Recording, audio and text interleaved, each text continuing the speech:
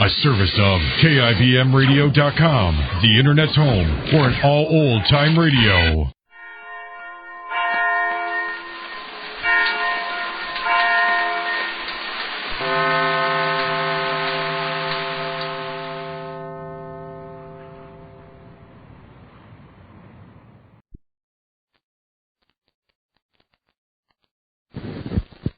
For a wash and clean, use deep cleaning Oxidol. Oxidol is deep cleaning.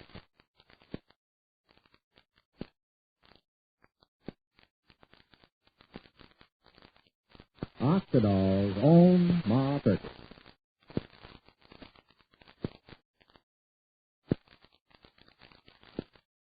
All over America, the news is up, and everywhere there's a tremendous amount of talk and excitement about deep cleaning Oxidol. Women are getting washes so wonderfully clean and white they can hardly believe it.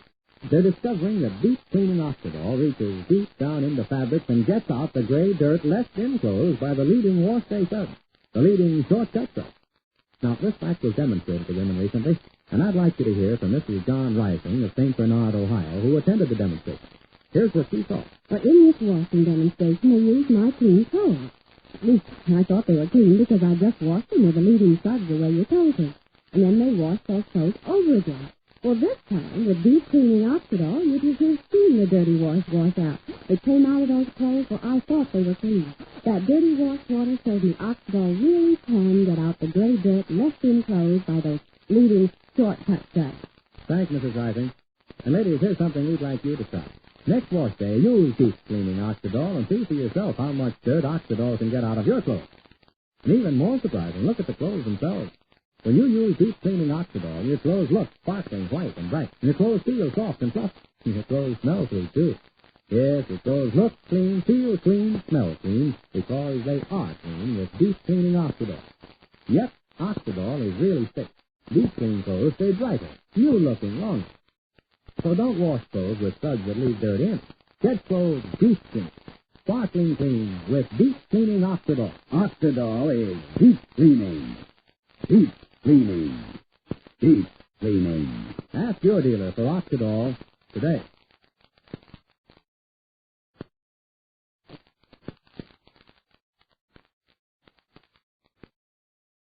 And now, for Ma Perkins. Well, just when we thought the cousins would be exposed as the hypocrites and swindlers we know they are, they did some clever lying. And now, Ma, Faye, and the rest of the folks just don't know what to believe. Generous, sentimental Ma just hates the idea that her own cousins might be unworthy of the love she's given. Ma doesn't know Sylvester's newest book, played on Evie, to keep Evie's and Willie's money. That's what Ma's going to learn today. Well, it's shortly after supper time now, and Ma's upstairs. She hears the front door open, and Ma calls, well, is that somebody at the front door, Sadie? Are you there, Sadie? Chester? Oh, evening, Chester. I'll be right down. Oh, here I am, Chester. Why, hello, Chester, dear. I thought Sadie was down here. Oh, you got the kitchen door closed. I reckon she didn't hear you. I tried to get you on the phone, say I was coming out to see you, but the line was busy. If I'd have waited to try again, I'd have missed my bus. I reckon you don't have to guess too hard to figure out why I come over now. Yes. Yes, I reckon I can guess. You want to know what happened today with the present. That's right, Ma. And I won't even apologize for being nosy. So, what happened, Ma? Can you bring joy and gladness to old Shuffle's heart? And tell me the cousins are packing their bags right this minute with Constable Jim Tootsie standing over them while they're doing it? No, they've been packing their bags. Ma, you ain't telling me the cousins have wiggled out of this one, too. Maybe there wasn't nothing to wiggle out of. Nothing to wiggle? Ma, hey, here, let's sit down. I kind of feel like the floor's shaking. Did you say nothing to wiggle out of? Yes, let's sit down, Cecil, dear. You know, it's all mixed up. I just don't know what to say, what to tell you. Well, tell me first, yes or no. Did the cousins admit they took Willie's and Evie's life savings for that fool mining stock? Willie himself stood right here in this house and told us what they done. How could the cousins deny it? They didn't deny it, Cecil. They said they was just the middleman. They passed the money on to the friend of theirs out west. The one whose mining company approved. I believe it's in there. Cousin Sylvester and Cousin Ed say they wasn't in the deal themselves. They wasn't in the deal themselves. Sylvester shows up with a new car just a few days after Willie hands in the money. But he ain't in the deal himself. Okay, Mary, let's leave that past for the moment. Next question. How about them lies which Sylvester told you? Them lies to you and to Fay both. Time after time. Sylvester said that it wasn't no lie, Cecil. Sylvester said he was just following his friend's instructions. Just saying what his friend, Mr. Myers, told him to say. Trying to protect Mr. Wise and Billy both. Just following instructions. Just following instructions. But what kind of instructions? Oh, that don't even make no difference. The main point is this, Ma. You act like you believe this cock and bull story the cousins handed you. Do you believe it? Ma, well, can this be my own Ma, Perkins? You mean to tell me you do believe it? Can't you see how and why I'm a two-man? I'm feeling trying to hurt you on purpose, but don't you know what's going through my mind and heart? Oh, I do, Ma, I do. They're your cousins, Pa's cousins. You just hate to believe bad about them. I ain't hurting you on purpose. But facts are facts, Ma. Facts. They ain't fancy. And it ain't you or me who's bringing the hurt around here. It's them, the cousins. Oh, Ma, I rode over here on the bus with such feelings, such emotions. Maybe everything's going to be okay again, I said to myself. Maybe I'll sell my lumber yard in Middleborough, and I'll come back to Westville Center. Everything will be the way it used to be before the cousins come to town. And Ma will get Willie's and Eddie's money back from him, and Willie will come back to his old job, and there we'll be just like we used to be, forever and always again. And my mind turned to you, Ma, and how you must have suffered today, nailing them cousins with their own lives. So I figured how I'd sit with you tonight and try to ease up your suffering, to help Ma forget them wounds which the cousins have left. Then my emotions and feelings coming over on the bus, Ma. Now what do I find? Hornswoggled again. They've wiggled out of it again. 'Cause Ma won't never be convinced until everything's gone to rack and ruin. Not just Cecil, not just Willie and Eddie and their life savings, but Ma herself. Say, the lumber yard, everything. Well, I can tell by the way you're sitting there, Ma, that, like always, I talk too much. Okay, Ma. Maybe I shouldn't bother you no more with this cousin business. I only been meaning to help out, but it just breaks up you and me so terrible, I'll just stay away, Ma. You can pretend like yourself and didn't say nothing. I could never pretend that, Chester. And you may be right in that. But you see, Chester, there's lots of things in this world which we can't never exactly figure in. They're all black and all white. You do something, maybe years got to pass before you can look back and find out whether you've done right or wrong. What have I done? I helped some cousins who need help. Was that bad? To this minute, I don't think that was bad, Chester. But now, for reasons that nobody can understand, my person's trying to do good just resulted so far anything is bad. So we got to wait and see. About this money, really, maybe Sylvester is telling us the truth. Maybe he ain't. Don't you recognize how we got to wait and see? Because, Cecil, what if Willie and Eddie made money on the deal? As I understand it, they put up $1,700 in cash, plus $300, which they owe Sylvester himself. What if they get back a profit? Then is the deal of wickedness on the side of the cousins? Well, Cousin's been a favor for our Willie and Eddie. Ain't that true? Yes, Ma, that's true. As you know, you can tell. Could I ever forgive myself if right tonight I went up to Cousin Benita and I said, I don't love you no more, Benita? Or if I went up to Cousin Ed and Cousin Sylvester and said they couldn't work in my lumber yard no more. And then it was proved that they done Willie's favor. They are giving Willie back his money, you know. They're writing a letter or sending a telegram to this man out west that he should buy back Willie's stock. They're what? They're giving Willie back his money? Didn't you understand that? Yeah. Maybe I didn't say it. Yes.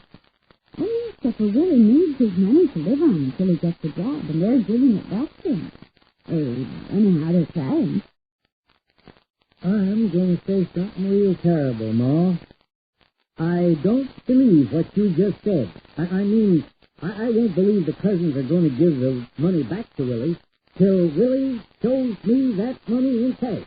No, sir. 'Cause, Ma, I still don't believe one word the cousins say. No, Jester, I know how you feel, but patience old friend. And until it's proved otherwise, you've got to believe the best, not the worst. I can't go around being suspicious of my own family. We'll find out soon enough about Willie's money, and then... Something? I believe it is somebody coming in or going out. Yeah, it's Willie. In here, Willie. Oh, hello, Willie, dear. In the parlor. Hi, Chuckles. Hi, Willie. Holy smokes, Ma, the darndest thing. I absolutely don't know what I'm going to do. Well, Willie's son, what is it? Effie, the money. Sylvester got a hold of Effie, and now Effie don't want to turn in the stock. Effie don't want our money back.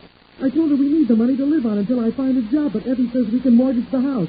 How do you like that, mortgage the house? Willie. Did you say Sylvester got a hold of Effie? Is that what you said, Willie? Yeah, and Effie says we hurt Sylvester's feelings asking for the money.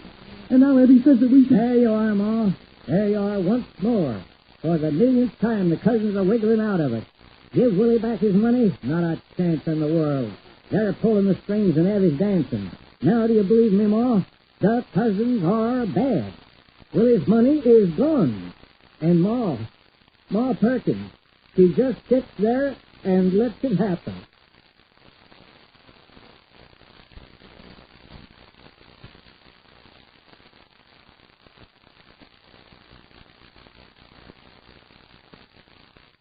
Ladies, if you have a really big wash to do each wash day, you'll especially welcome deep cleaning Oxidol and the Giant Economy Size package. Well, you'll find that this Giant Economy Size Oxidol will do almost any family's wash for a whole month. Yes, just one Giant Economy Size package of Oxidol can do a family's wash for a whole month. And what a wash you'll get with this deep cleaning Oxidol. A wash so sparkling clean you can see it's clean, feel it's clean, even smell it's clean. So for a wash that's deep clean, sparkling clean, ask your dealer for deep cleaning Oxidol today in the Giant Economy Size package that does most any family's wash for a whole month.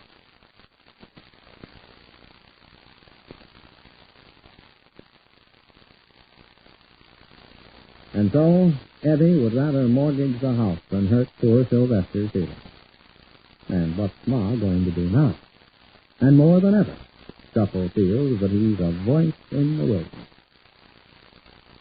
Well, Shuffle makes one last appeal to Ma tomorrow. But now this is Charlie Warren inviting you to listen again tomorrow to Oxidol's own Ma Perkins. Same time, same station. For a wash that's deep clean, sparkling clean, use deep cleaning Oxidol. Oxidol is deep cleaning. Deep cleaning. Deep cleaning.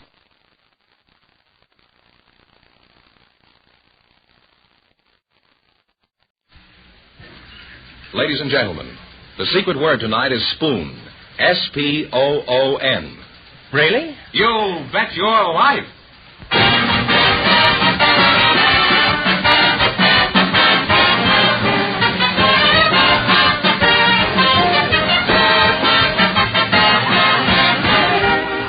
The more than 3,000 DeSoto Plymouth dealers of America present Groucho Marx in You Bet Your Life, the comedy quiz series produced and transcribed from Hollywood. And here he is, the one, the only... When you call me that, smile. Oh, that's me.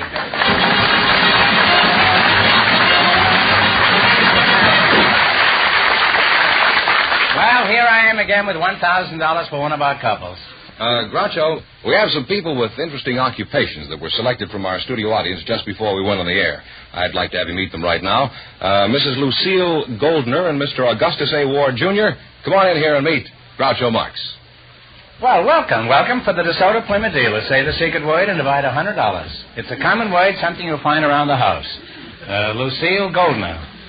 Mrs. Lucille. Oh, well, that changes my whole attitude. And Mr. Augustus A. Ward, Jr.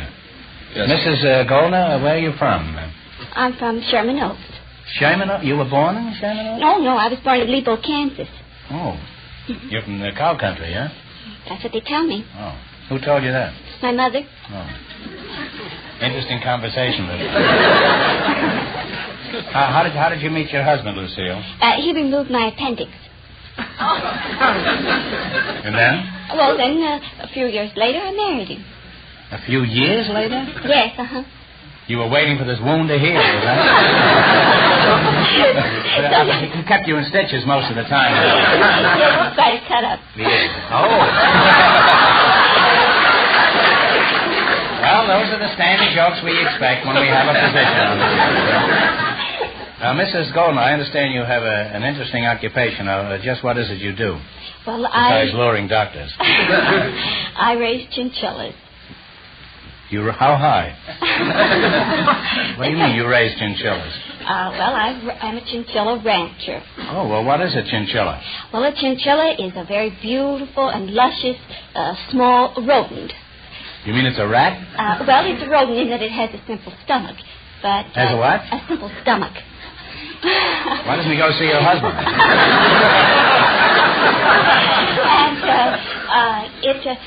And it's very, has a very dense fur. It has between 80 to 90 to 100 hairs out of each hair follicle, whereas you only have one. And of course you can see Let's keep this on an impersonal basis. I don't mind you describing a rat, but don't include me in it. Now, why would anybody want to waste their time on silly little rodents when there are so many other ways of wasting your time? Well, maybe one of the reasons is because a full-length chinchilla coat costs approximately $75,000. Now, how many of these $75,000 coats can you make from a chinchilla? Well, it takes approximately 200 chinchillas to make one $75,000 for a coat. Sounds like they have a powerful union, these kids. Now, suppose I wanted to buy one of these little rodents. What's the cheapest you'd sell me one for? Oh, I'd sell you one for about $500. $500? That sounds reasonable. Mm-hmm. Now, wait a minute. One chinchilla isn't going to do me any good. I wasn't born yesterday. How much will a good pair cost me? Well, a good breeding pair, the standard price is $1,650. Apparently these chinchillas weren't born yesterday either. Now, Mr. Augustus A. Ward, that's a pretty highfalutin name, isn't it? What is the A for? I hate to say, sir, it's Afton. Now, what should I call you, Augustus? Should I call you Gus? No, sir, call me Jerry. It's my nickname.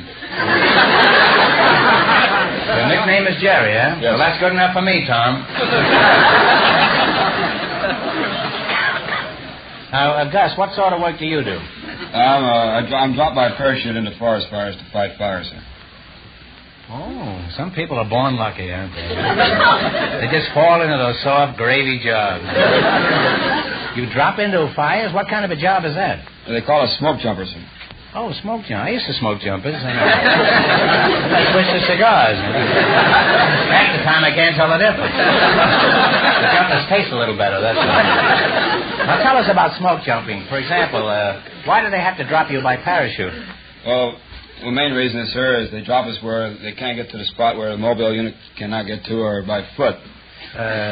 In addition to smoke jumping, what other soft jobs have you done? Deep sea diver, sir. Well, could you tell us something about your diving experiences? Have you had any close calls while you were submerged? Yes, sir. I was submerged under mud out in San Pedro, 8 feet of mud over me. And this time I got stuck in the mud, and there was another barge about 25 yards away that was diving, and there was a girl aboard, and she came down and pulled me up. Later become my wife. And you've been stuck in the mud ever since? Well, I must say you're an unusual couple, and I must say that because it's true. And Augustus Acton Ward, Jr., I wish you the best of luck in the work you're doing. Now, in just 1 minute, you're going to play You Bet Your Life for a chance at the $1,000 question. Right now, here's something of particular interest to everybody. Everywhere, folks are talking about the beautiful new 1952 DeSoto. The car designed for you and your budget, too. And when you get behind the wheel of the 1952 DeSoto, you'll be talking, too, about those big, wide doors you walk through instead of crawl through, and that roomy, uncrowded interior where you sit naturally. You relax in seats that are chair high. You'll be talking about the DeSoto Oriflow shock absorbers that give you one of the smoothest rides you've ever known. About DeSoto waterproof ignition that gives you sure starting in even the dampest weather. And how you'll like those famous DeSoto safety rim wheels because of the protection they give your family in case of blowouts. Sure enough, from every standpoint, the exciting new 1952 DeSoto is designed for you and your budget, too. So don't wait. See it today. Ride in it. Drive the great 1952 DeSoto. Now at your DeSoto Plymouth dealers. And remember, all dealers who sell DeSoto also sell Plymouth, the low-priced car, most like high-priced cars.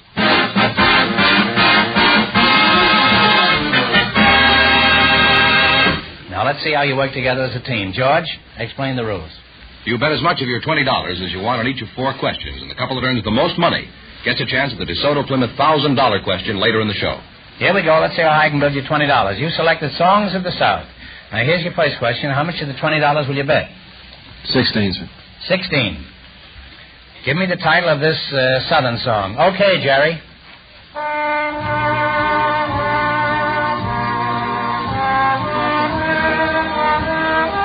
Kentucky Home. Oh, Kentucky Home is right. Poor Jerry doesn't get a chance to play.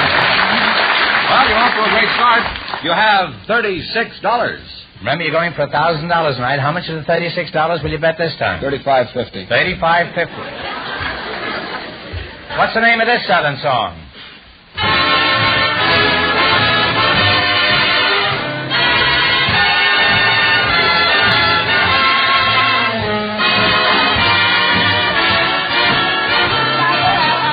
What is it? Stars Fall in Alabama is right. That's right. You're really climbing. You have $71.50. Here's your third question. How much of the $71.50 are you going to bet? 71. Okay, let's see if you can identify this song. Play, Jerry.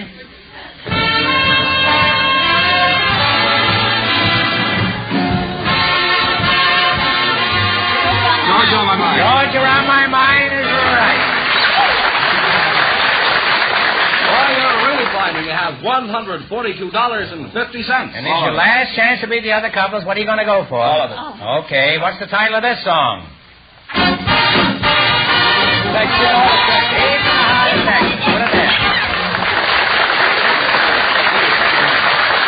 you wind up with a grand total of $285.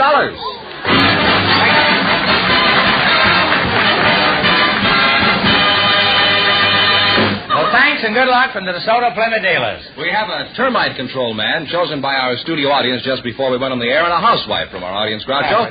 And here they come. Mrs. Vivian Klein, Mr. John Roach, meet Groucho Marx. Welcome, kids, to You Bet Your Life. Say the secret word and divide $100. It's a common word, something you'll find around the house.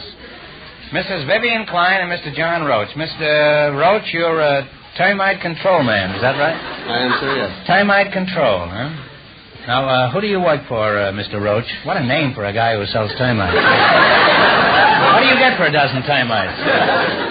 We haven't been selling by the dozen lately. You don't sell them? Marks? No, sir. What do? Do you buy them? Are you in the business of buying and selling termites? I don't clearly know just what your business is, Mr. Roach. What a name for a guy in the termite.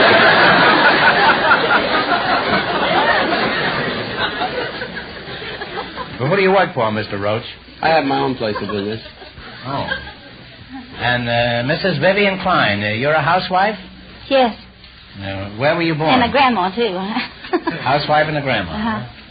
Where were you born, Vivian? I was born in Corn, Iowa. There is a town called... Yeah. Where is Corn, Mrs. Klein? Is that close to Succotash, Texas? No, it's... I've been there, but I don't know where. 3 miles from Kingsley. Oh, and where is Kingsley? Well, that's about 50 miles from Sioux City, Iowa. You know where Sioux City is? Yes. That's near Succotash. Now, what sort of work does your husband do, Mrs. Klein? He's an oil worker. He works in oil? Mm-hmm. I bet you never hear a squeak out of him, do you? Where did you meet your husband, Vivian? Was he getting oiled up at the time?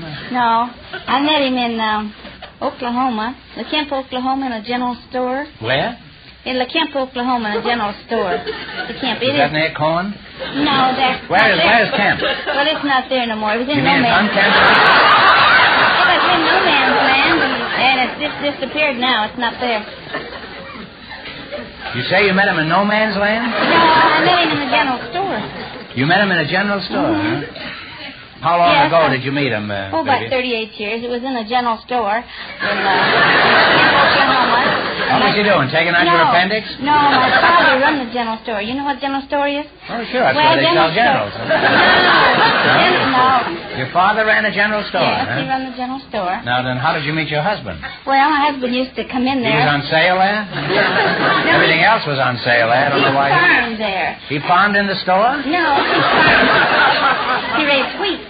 In the store? No, not in the store. Oh, he raised succotash but in he the used store. to come in the store, and he'd come in the store, and we'll get some groceries, and then he'd give my mother arithmetic problems with a catch to them, you know, that you have to figure out on. Yeah, and then, like what? Then while my mother's figuring out these problems, well, he'd sit around the stove and talk, you know, and so, you know, these big stoves, those great big fat stoves, you know, like you burn wood and coal in. What kind of stoves? Great big fat stoves. They call them pot-belly stoves, I think. Your father had a pot belly and your husband sat around the store? Giving your mother arithmetic lessons? That's a fine store, all right. I don't think it's anything like Marshall Field in Chicago.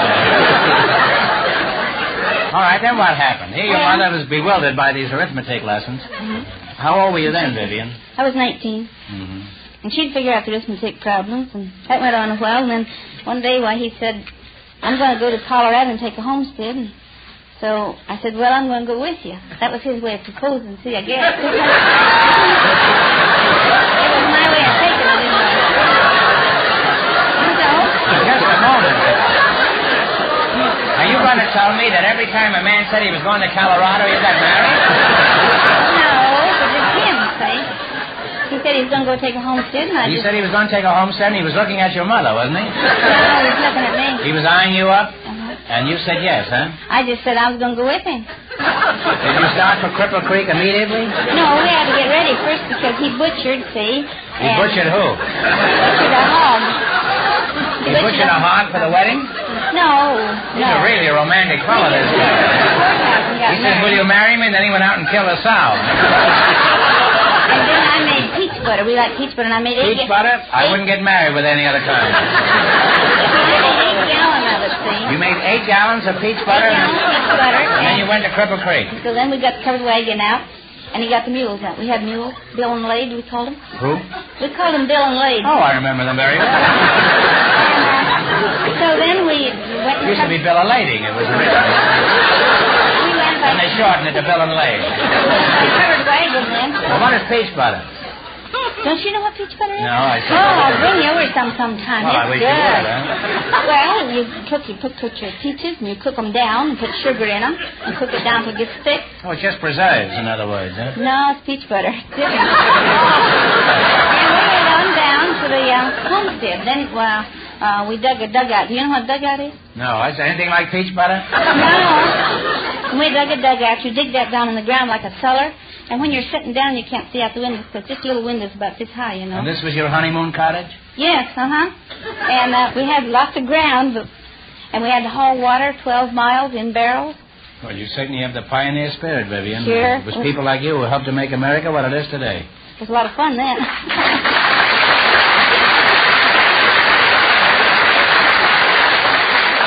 Now you're going to play You Bet Your Life. You beat our other couples, you'll get a chance at the $1,000 question.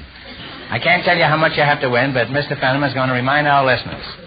The Chinchilla Rancher and the Smoke Jumper won $285, and the secret word is still spoon. Let's see how high I can bet you $20. You selected slang expressions. Is that right? Here's your first question. How much of the $20 will you bet? $16. What is the expression which, when translated literally, means to plunge headlong into the water, but in slang means a cheap cabaret? A dive? A dive is right. And you're on your way with $36. Let me go in for $1,000 tonight. How much of the $36 will you bet on your second question? 32. Mm-hmm. 32. All right. What is the expression which means a male deer, but in slang means $1? A buck. A buck is right. You now have $68. Here's your third question. How much of the 68 are you going to try? 68. 68? The whole 68? Okay. What is the expression which means a lump, a piece, or a chunk, but in slang means a sailor? A gob. A gob is right. You've now climbed to $136. I didn't know a sailor was a lump. I never heard that. All right, here's your last chance to beat the other couples. How much of the $136 are you going to wager? It all of goes. it? Mm-hmm. What is the expression which means an island of the Far East, but in slang means coffee? Java. Java is right. Very nice. You wind up with a grand total of $272.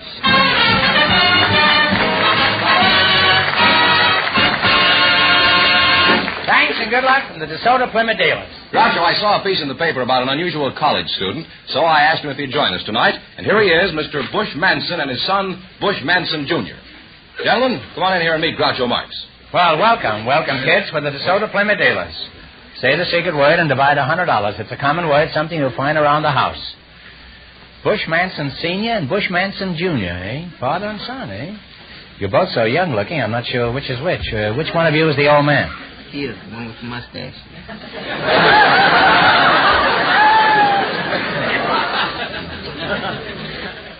Now, since you're both named Bush, I'll get all confused when I address you. Bush Jr., what do your pals call you? Bush.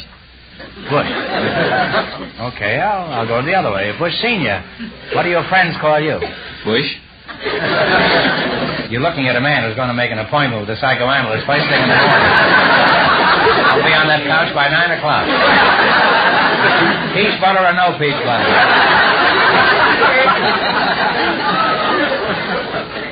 Senior, what do you call Junior? And if you say you call him Bush, I'm going back in the Baltimore with Hop-Bone Chico.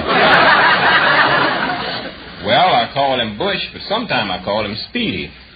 Well, thank heavens. One Speedy in the hand is like 2 bushes in the bush. How old are you, Speed? 14. And Bush, what's your age? Well, I just turned 41. Well, if you turn 41 far enough, you'll be 14, too. What school do you go to, Speedy? George Washington College Junior High School. Junior high school? I thought Fenneman said you were an unusual college student. Speedy, you're beating around the bush again. Do you mind explaining? He's the one that goes to college. At 41, he goes to college? I may not wait until morning to see that analyst. I wonder if there's an all-night analyst around town. Bush, is this true? Are you a college student? Yes, I attend Los Angeles State College. When did you first enroll? I'm a senior, but I enrolled in 1928.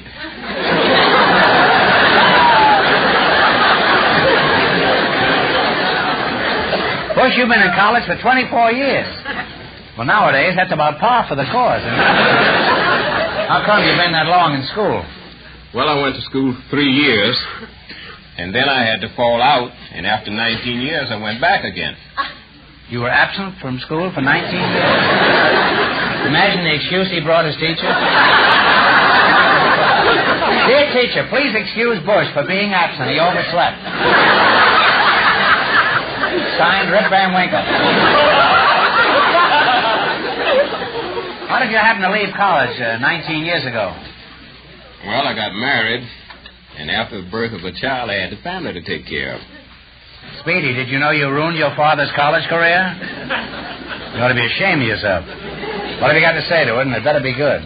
It wasn't me, it was Albert.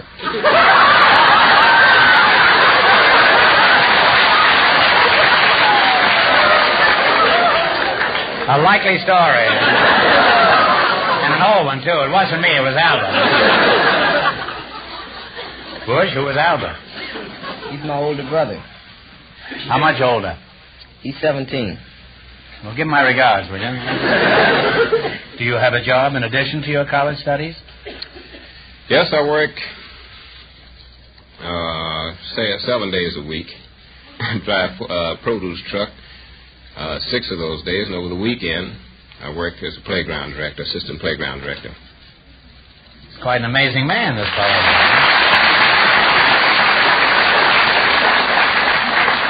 Now, Speedy, has he told us everything, or has he left out a few things? Well, he plays football for L.A. State.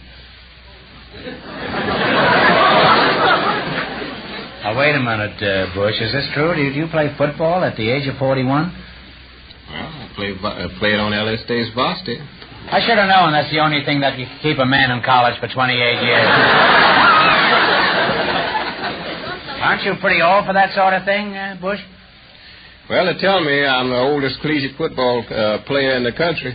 Now, Speedy, is the old man pretty good with the football? Yes, he is. He played national championship for 3 years. Well, practically all-American Negro football player, huh? Yes.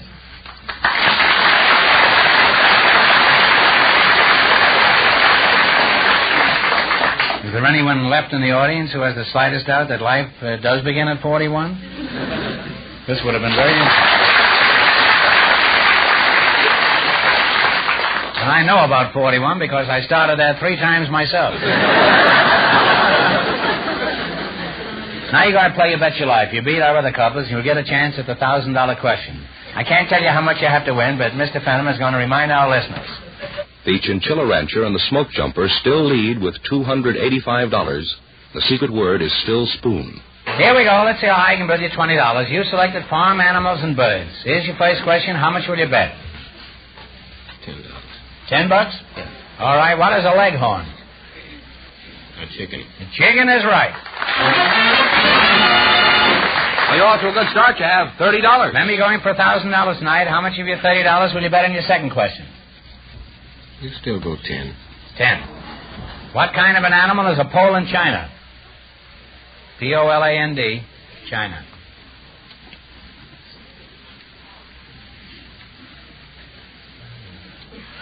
Take a guess if you don't know.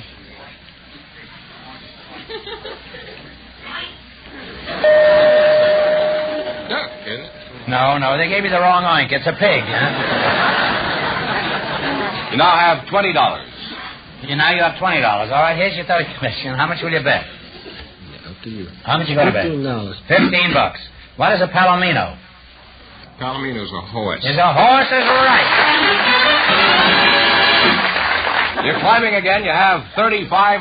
$35 is your last chance to beat the other couples. How much you going to go for? 25. What is a Hereford? Is a cow. A cow is right.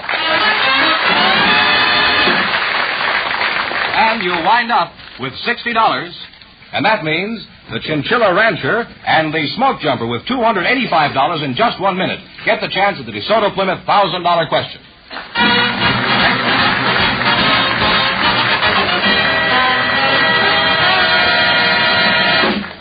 Here's a figure every car owner ought to write down and remember. 85%. Because 85% of all car repairs are caused by either faulty lubrication or no lubrication at all. That's how important it is to have your car lubricated regularly at a place where they work according to factory standards. And I mean your DeSoto Plymouth dealers. You'll find there's a vast difference between ordinary grease jobs and the thorough lubrication your DeSoto Plymouth dealer gives your car. And you'll be glad to know, too, DeSoto Plymouth dealer mechanics are qualified to handle any and every type of service. They're not only well-trained, they have the experience and skill, plus the most modern tools and equipment, and the right factory-approved parts.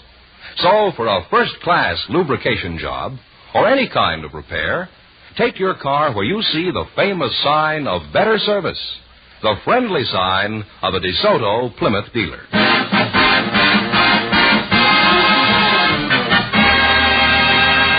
Here comes the Chinchilla Rancher and the Smoke Jumper, all set for the DeSoto Plymouth $1,000 question, Groucho. All right, here we go for $1,000. I'll give you 15 seconds to decide on a single answer between you. Think carefully and please no help from the audience. None of that oink oink out there. Here it is. Only one city in the world can lay claim to the distinction of being situated on two continents, Europe and Asia. What is the name of this city?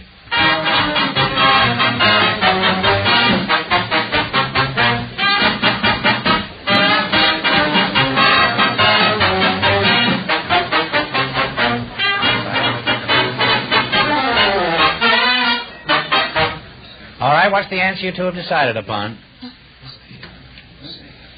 Come on. No answer. We'll say Berlin. No. No, I'm saying it's Istanbul, Constantinople. You were a long ways off. That's the correct answer, Istanbul, Constantinople, and we quote as our source the Encyclopedia Americana.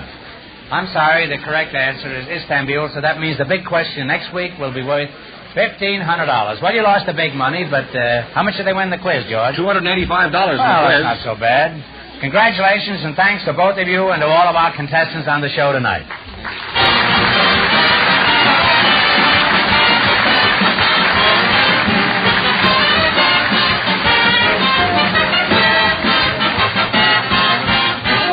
Be sure to tune in again next Wednesday night at the same time for the Groucho Marx Show, when the big question will be worth $1,500. And don't miss Groucho's television show, also presented by the DeSoto Plymouth Dealers of America. And remember, all dealers who sell DeSoto also sell Plymouth. Two great cars, both products of the Chrysler Corporation. And when you drive in, tell them Groucho sent you. Good night, folks, and remember, see the 1952 DeSoto.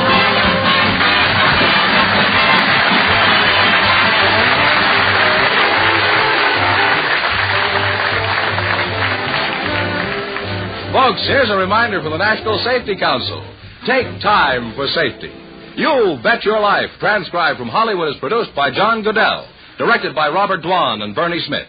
Music by Jerry Fielding.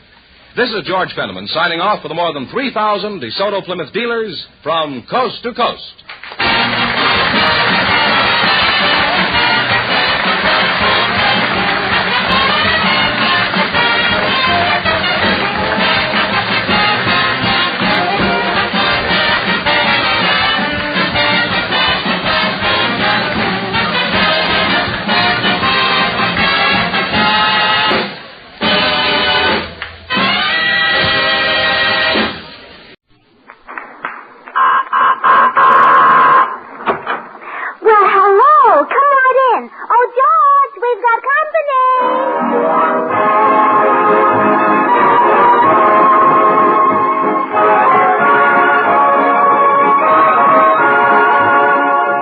Bill Goodwin speaking for Lever Brothers, makers of Swan, the new white floating soap that's pure as fine castile.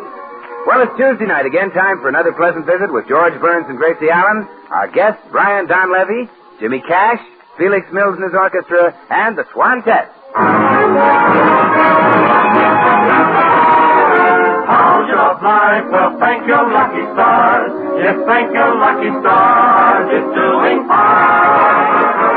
Keep your love life as sweet as candy bars, and thank your lucky stars like I thank mine. Everybody's living on less and less, but you're okay, you big success. You've got your love life, and that's the only thing. They won't be rationing, they don't know how. Oh, thank your lucky, thank your lucky, thank your lucky stars. Your love life's okay. Okay, so thank your lucky stars that you're in mine. And now meet the people who live in the Burns house, George and Gracie.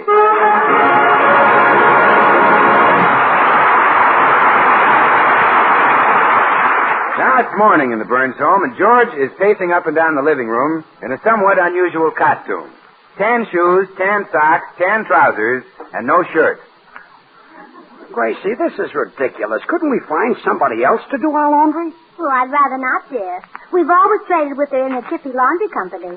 How long have they had my shirts? 6 weeks. It's a fair-sized jiffy.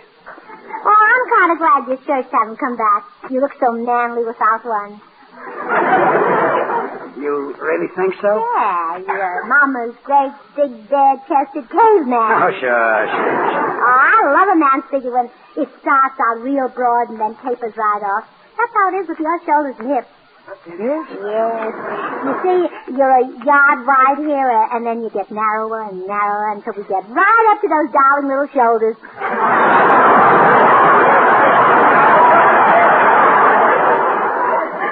Yeah, I'm a dream man. I love your figure, George. And you know what gives me a thrill? What?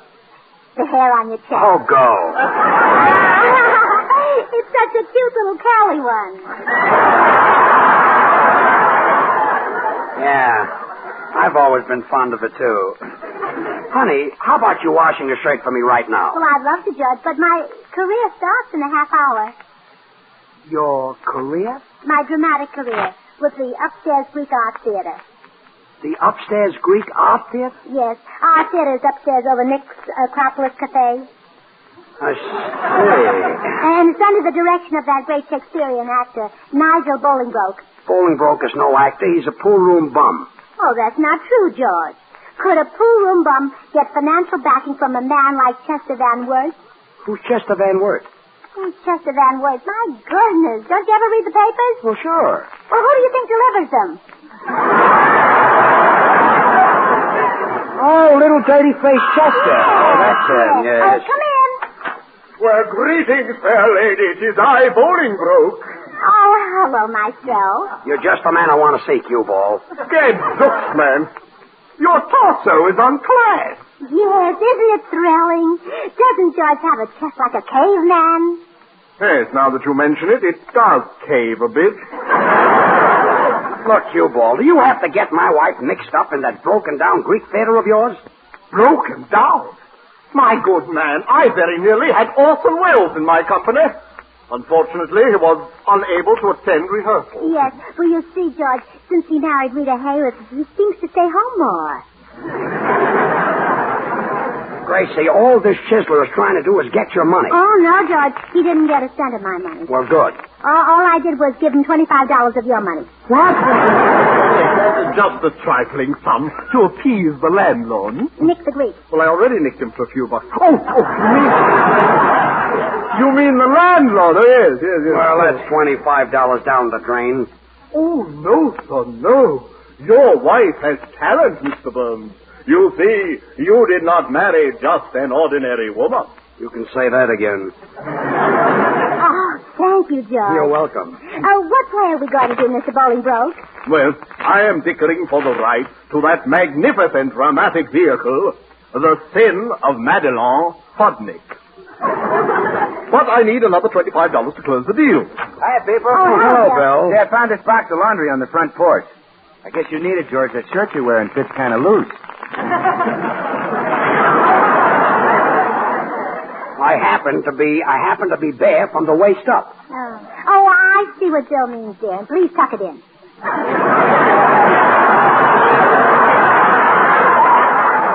Give me that laundry. I'll go and put on a shirt. Okay, so long, pin-up boy.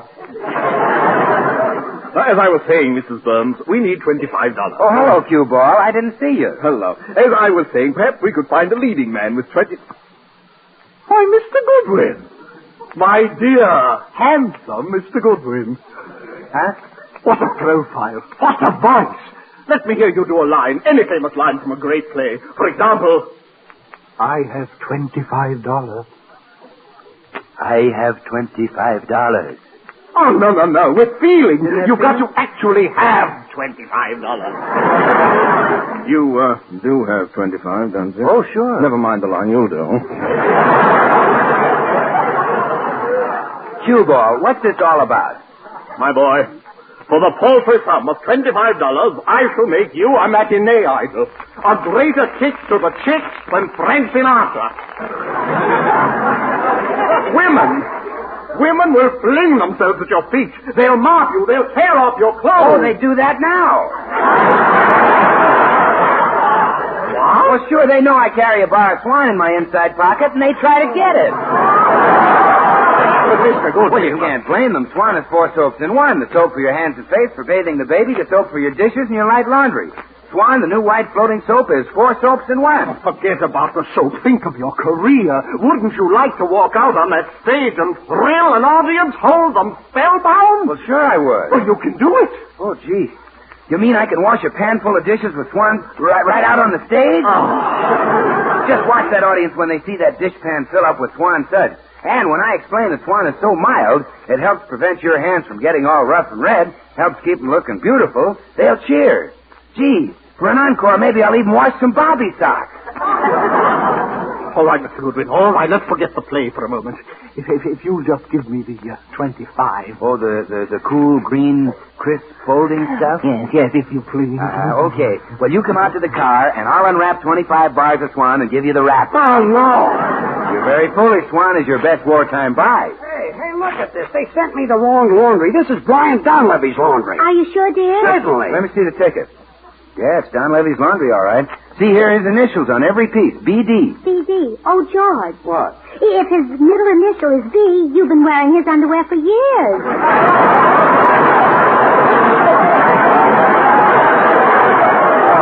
Will one of you see that Donlevy gets this? I'm going to call that laundry and give him a piece of my mind. Hey, look at this shirt. What a chest that Donlevy has. Yes. Why can't we get someone like him for our leading man? Why can't we? I'm pretty sure he could raise $25. Well, it's an excellent thought.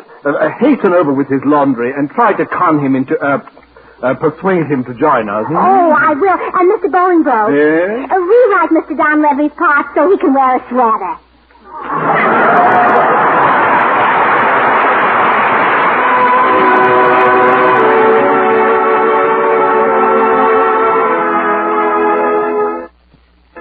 Here's our singing star with a favorite ballad of the season, Jimmy Cash. How sweet you are, how sweet you are, how dear your tenderly smiling face. Through days all bitter and gray and grim, through nights when even the stars are dim, how sweet to know my heart can glow from just the warmth of our first embrace. The world's a lovelier world by far when I remember how sweet you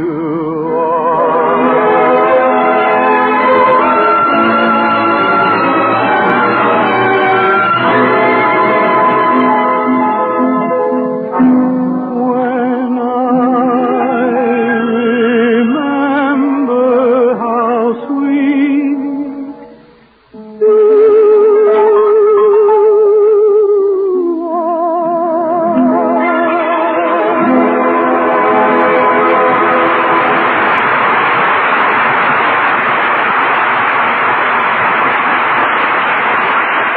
Well, Gracie is determined that Brian Donlevy shall be her leading man in the upstairs Greek Art Theater.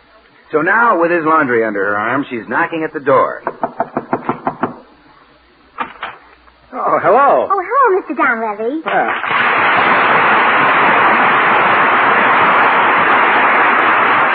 Well, won't you come in? Oh, I'd love to.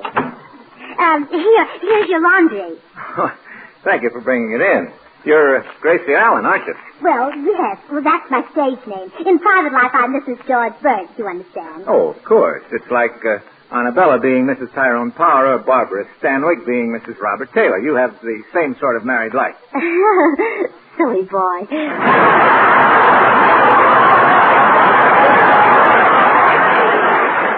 Well, what did you want to see me about, Mrs. Burns? Oh, something that I'm sure will interest you. Mr. Donlevy, did you ever think of becoming an actor? Well, yes, I've considered it. In fact, I've gone so far as to appear in a couple of pictures. Oh, no, I don't mean the movies. I mean the legitimate stage. The theater of the Lumps and the Barrymores and the Ritz Brothers. Oh, no, thanks. No, thank you. I'm quite happy in the cinema of Garbo and Dietrich and Minnie Mouse. Oh, pooter movies. They're just a lot of celluloid.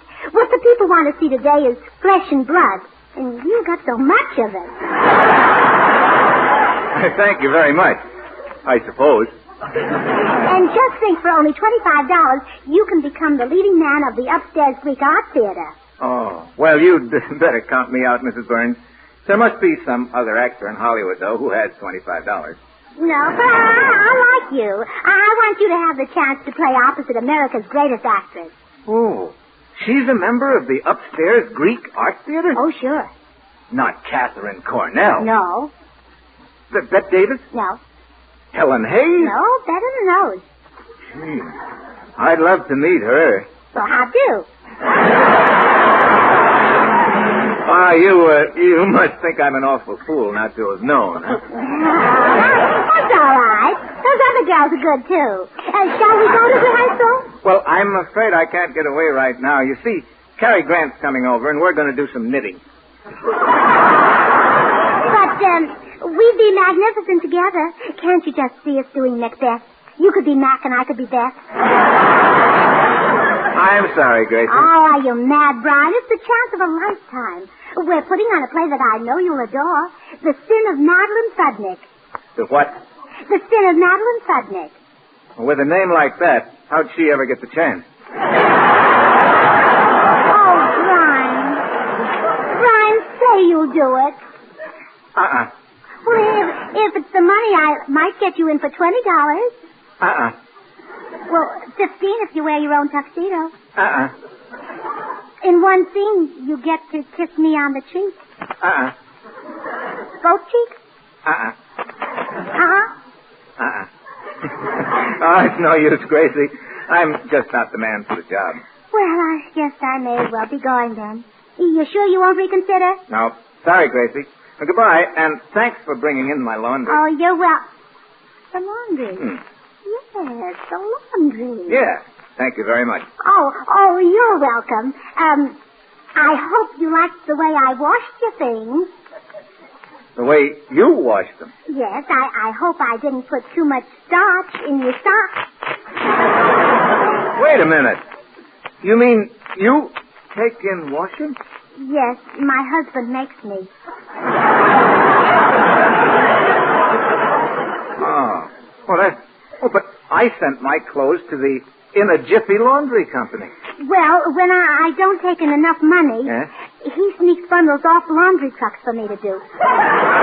Oh, that man is a beast. No, it's not his fault. He can't help himself. You see, he's money mad. Horrible. That's why you must do this play with me. I want the stage, not the awful drudgery of the wash tub. Well, Oh, Mr. Donlevy, I've got a great talent. Don't let it get caught in the ringer.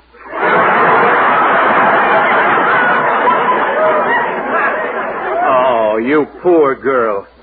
How long has George been money mad? Well, I noticed it the very first night we were married. No, Yeah. not on your honeymoon. Yeah. He only rented one hotel room for the two of us.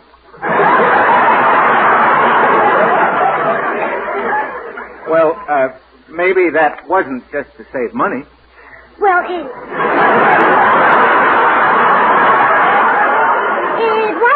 it wasn't the one room I minded, but I don't think George should have sublet the divan to a hosiery salesman. Holy smoke! You mean on your wedding night you shared your room with a hosiery salesman? Oh, yeah, and that wasn't the worst of it. Oh? Well, what was? Well, George wouldn't let me buy anything from him. What a married life you've had. Yeah, so please, Mr. Donlevy, please say you'll be in the play with me so I won't have to take in washing anymore. Don't you worry, little girl. I promise you'll never have to wash clothes again.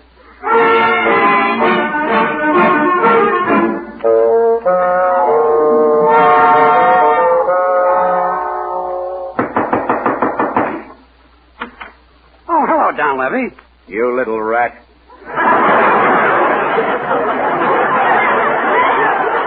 Huh?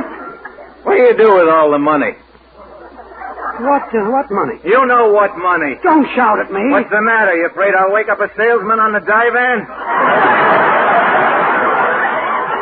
Now, look here. Hey, where's your wash tub? On the back porch. Get out there and fill it with water. But I can't swim. You're not going to swim. You're not swimming. You're going to do my laundry. Now, see here. Get going. Come on. Yes, sir.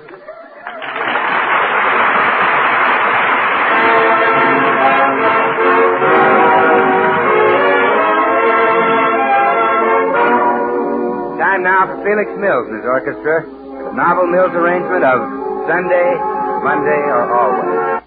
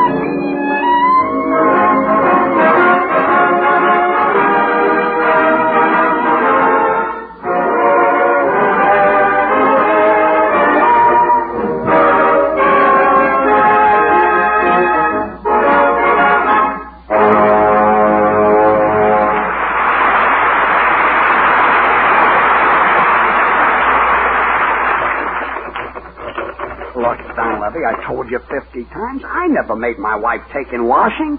I'm trying to tell you. Keep washing, Burns. But I've been at this for hours. Can't I quit now? Yeah. You can quit when you've got that shirt snow white. But it's a green shirt. Keep washing, Burns. Oh. Hello. Well, rub the dub if it isn't Bubbles Burns. Bill. Let him alone, Bill. He's doing my laundry. Oh, well, that's a very nice arrangement you boys have, Briney. What do you do for him, cook?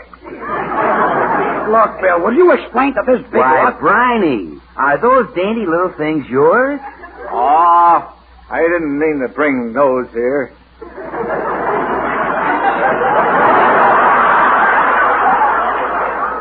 Gee, and he wears pink ones.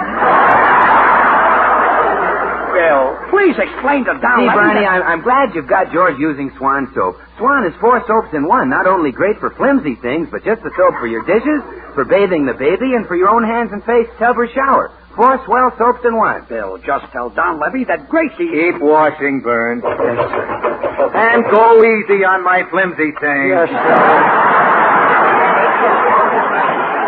Ah, what a picture you make bending over that tub, George. I can almost see a little kid running in from school, grabbing you by the apron strings and saying, "Save me with Swan." Swan is great for kids. It's pure as fine Castiles and so mild, too, just what the doctor ordered. And you know, Brian, if Swan is kind to a baby's tender skin, it's just got to be swell for us grown-ups. You can't buy a finer soap for your complexion. Bill, now just tell Donlevy that Gracie... Keep washing, Burns. I finished your laundry. I washed every dainty unmentionable. And I must say, a beautiful job, George. Now break the Swan in two, take half inside, and start on the dishes. Now, Bill. Well, that's why Swan breaks in two, so you can use half in the kitchen and half in the bathroom or wherever you need it. Bill, will you just explain Oh, all right, George. What is it? What do you want me to tell Donlevy? I just want you to tell him the truth. Does Gracie take in washing? Well, of course not. Are you trying to make Donlevy believe she does? What do you think he is, stupid? Oh, George. Well, all right, so I'm stupid. But this is your fault, George. What's the matter with you? Don't you know how to handle your own wife? Well, sometimes I think I don't, and sometimes I'm positive I don't. The idea of letting her run around telling wild stories just so she can do some broken-down play. I suppose you could stop her. Easy. I could talk her out of... George, Oh, hello, Mr. Donlevy. Hello. How are things in the wet wash racket? I just made that up about taking in washing. Funny joke, wasn't it? George didn't think so. Well, shall we run over my play, Mr. Donlevy? Yeah, let's do that. Oh, wonderful. I'll go get the script. Hey, what's the idea, Donlevy? I thought you were going to talk her out of it. I've got a better idea. I'm going to louse this scene up so badly she'll never want to hear of me or the theater again. Here she comes. Oh, here's the script, Mr. Donlevy. The Sin of Madeline Fudnick. I'm Madeline, and you're my sin. I can't wait to get my teeth into it. Where do we start? Oh, well, we'll just open it at random. Artists such as you and I can read any line, and they'll all sound the same. Right. Oh, let's see now. Oh, this is a scene where Madeline bids farewell to Boris, a Russian nobleman who wanted to marry her. Would you like to try it? Sure, let's go. Oh, no, Boris. Our love can never be. You are a Russian nobleman, and I am only a simple Fudnick. Go back. Go back to your own land, Boris. Go back to Russia. Faith and be God, Madeline, me darling, and it's breaking me heart.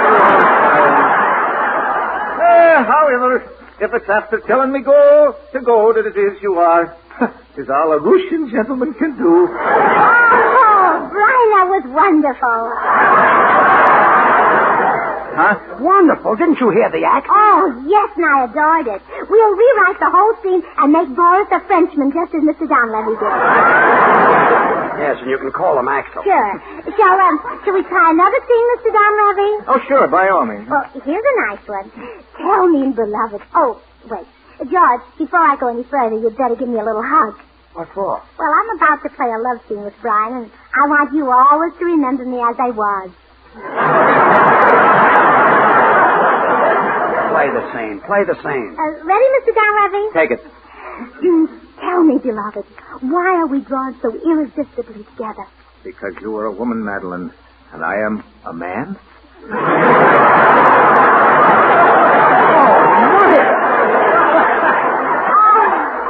My goodness, Mr. Donlevy, what an unusual interpretation. Yeah, terrible, wasn't it? Oh, no, it was marvelous. You're so much in love with me that you're not even sure what you are.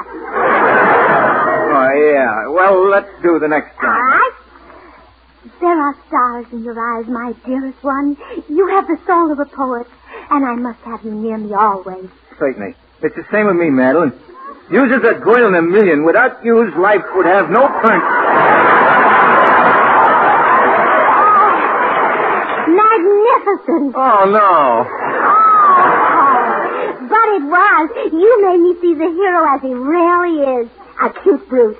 I'll give up, Brian. You're licked. Wait. We've still got a chance. Now, Gracie, you think I played the scene well? Oh, you were exquisite. Well, one of us was awful, so it must have been you. Why, Mr. Donlevy? Now, wait a minute. Look, George, come here. You read that part and show her how it should be done. Come on. Me? Yeah. Come on, this will discourage her. Now, start with this speech, George. Well, okay. Tell me, beloved, why are we drawn so irresistibly together? Because I am a man, Madeline, and you are a woman. Only one thing frightens me, man of my dreams. What if fate should part us? What if I should be snatched from your arms? Oh, don't say that.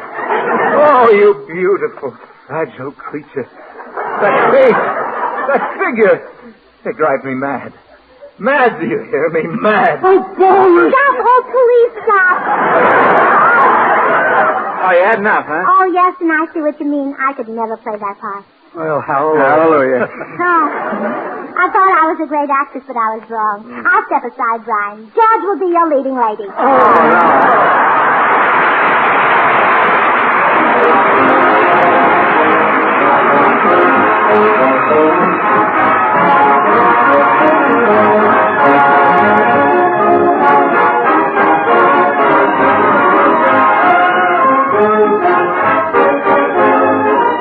George and Gracie are coming right back.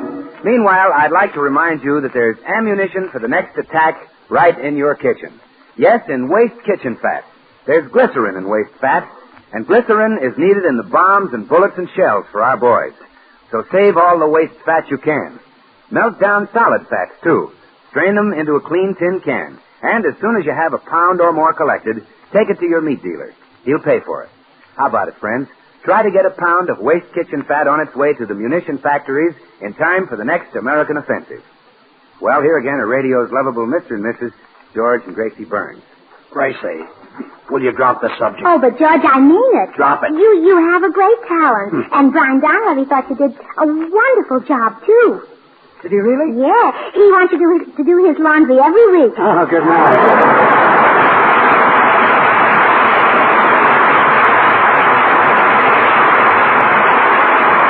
The makers of Swan, the new white clothing soap, join George and Gracie in inviting you to tune into your CBS station again next week, same time.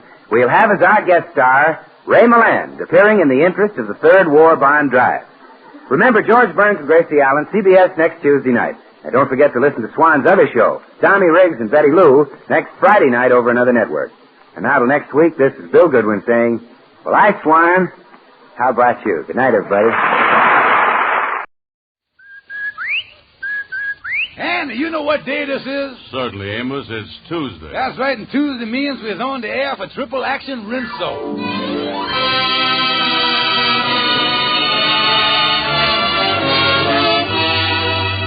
Yes, sir, Rinso, the soap that gets clothes Rinso White and Rinso Bright, brings you the Amos and Andy Show.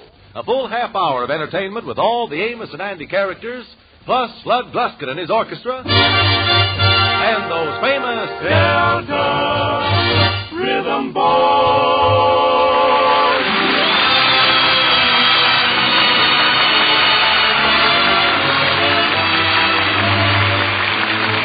Now, Lever Brothers Company, the makers of Rinso, invite you to sit back, relax, and enjoy the story of Amos and Andy.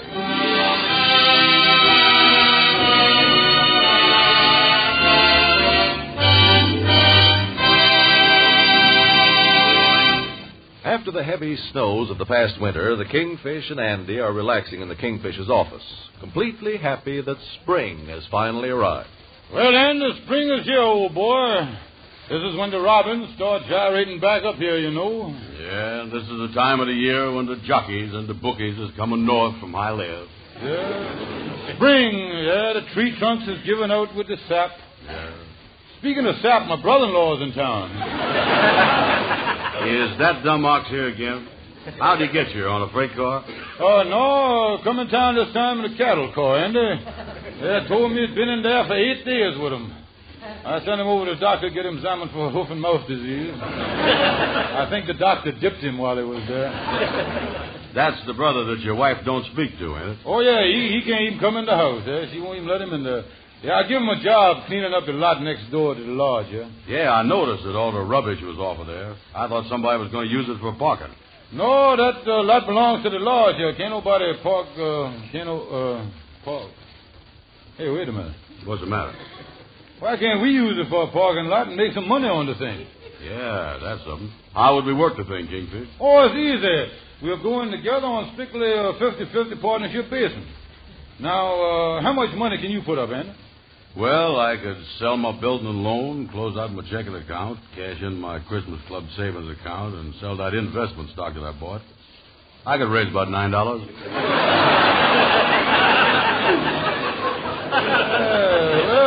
Good. Tell you what, you put up your $9, and I'll match it with $9 worth of brains.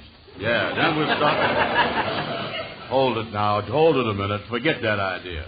You put up the same amount of cash that I do. Okay, Andy. If you'd rather have money, it's all right with me. But if I put up cash in the business, then I reserve the right to use my brains for something else. Well, tell me this. How much could we make out of that parking lot? Well, now, let's figure it out, sure. I'll take this pencil here. Let me see.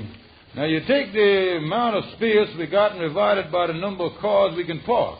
Yeah, but how much space has we got in the lot there? We got 12,000 square feet. My brother-in-law stepped it off this morning. How could he do that? Has he got square feet? I think he measured it with his head. Well, tell me this. Figuring 12,000 square feet there, how much money can we take in on the lot? Well, let me see here. Now, I'll get to work with the pencil. I'll figure it out here. I'll do it by the hour and see how much we can make. Let me see now. 12,000 square feet times 60. Times 60? Yeah, on account of 60 minutes an hour. Oh, yeah.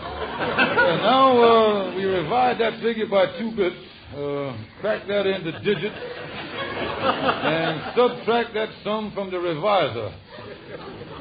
6 and 8 are 14, and 12 is 21. What do it come to there?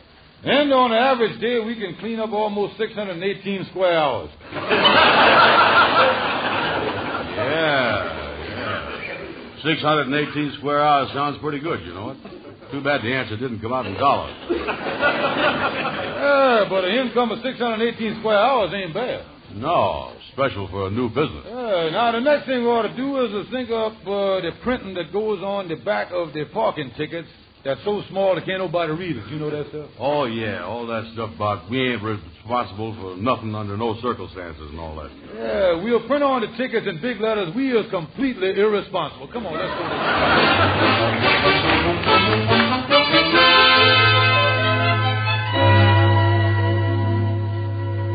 Kingfish, I think we're doing great business here on this parking lot for the first day. Oh, yes, Earl. We already got 16 cars on here already. Yeah. Hey, wait a minute. Here comes another customer. She's driving up in a brand new car, too. Yeah, here she comes. Look at that. Yes, ma'am. Here's your parking ticket right here. Will you please be very careful with this car because we just got it this week. Oh, yes. This here is the super careful parking lot. My assistant here can really drive a car. Get him over here. Miss Rickenbacker, park the lady's car here. Be very careful. Brand new, Miss Rickenbacker. Oh, thank you so much. Parking one car. Coming up. Here's your 25 cents, and thank you very much. You're welcome. You're welcome. Hey, this is a nice-looking car, all right. Wish I had it. Yeah, well, start it up and put it in the spot there, Hey, something is wrong. Wait a minute, Andy. Don't shift the thing like that. That's got the new hydrophobia drive there. Oh, yeah, that's right. Yeah, I read about that. Go ahead now. Back it into space number 7, Andy. Okay. There's a car already in number 7.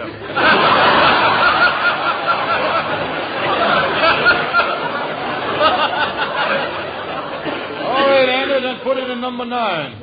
Okay. There's a car number 9, too. Well, then, they back it into that empty space between them 2 cars there. Okay. Is everything clear? Wait a minute. Hold it there, hold it. The way you aiming, you ain't going to get it in that open space. I'm going to bank it off that Chevrolet.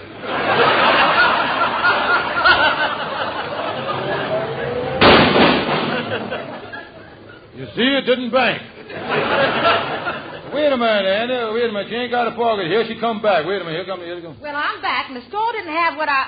Say, what have you done to my rear fender? Well, don't blame us. We ain't responsible. Get yourself a magnifying glass and read the back of that ticket there. Well, I'll never come in this parking lot again. Now I'll have to go to a fender shop and get my fenders all straightened out. Andy, that gives me an idea. We ought to open up a fender shop right here on the lot, you know. You sure is right. Why must we lose that business? Yeah, we ought to charge more for parking, too. We ought to have a rule around here, charge as much as we can get. Yeah. Say, Kingfish, I'm going down to the corner and get myself something to eat. I'll be back in about an hour. All right, so long, Andy. I'll handle everything. Well, let me see how much money I done took in here today. No, ain't no use to monkey with that, though, because Andy knows what I done took. Oh, here come my brother-in-law. Well, hello there, brother. Hello, Leroy. Bless my soul. This morning there wasn't nothing on this lot when I cleaned it up. Now just look at the automobile. Yeah, doing great business here, too, Leroy. Say, by the way, I won't run home and get a bite to eat myself. I'll be going about 20, 30 minutes. Stay here, Leroy, will you? If any customers come in, we got a new rule. Charge them as much as you can. Okay, brother. Hurry back now, because I want to go down to the freight yards and see a buddy of mine that just got in town. I'll give you a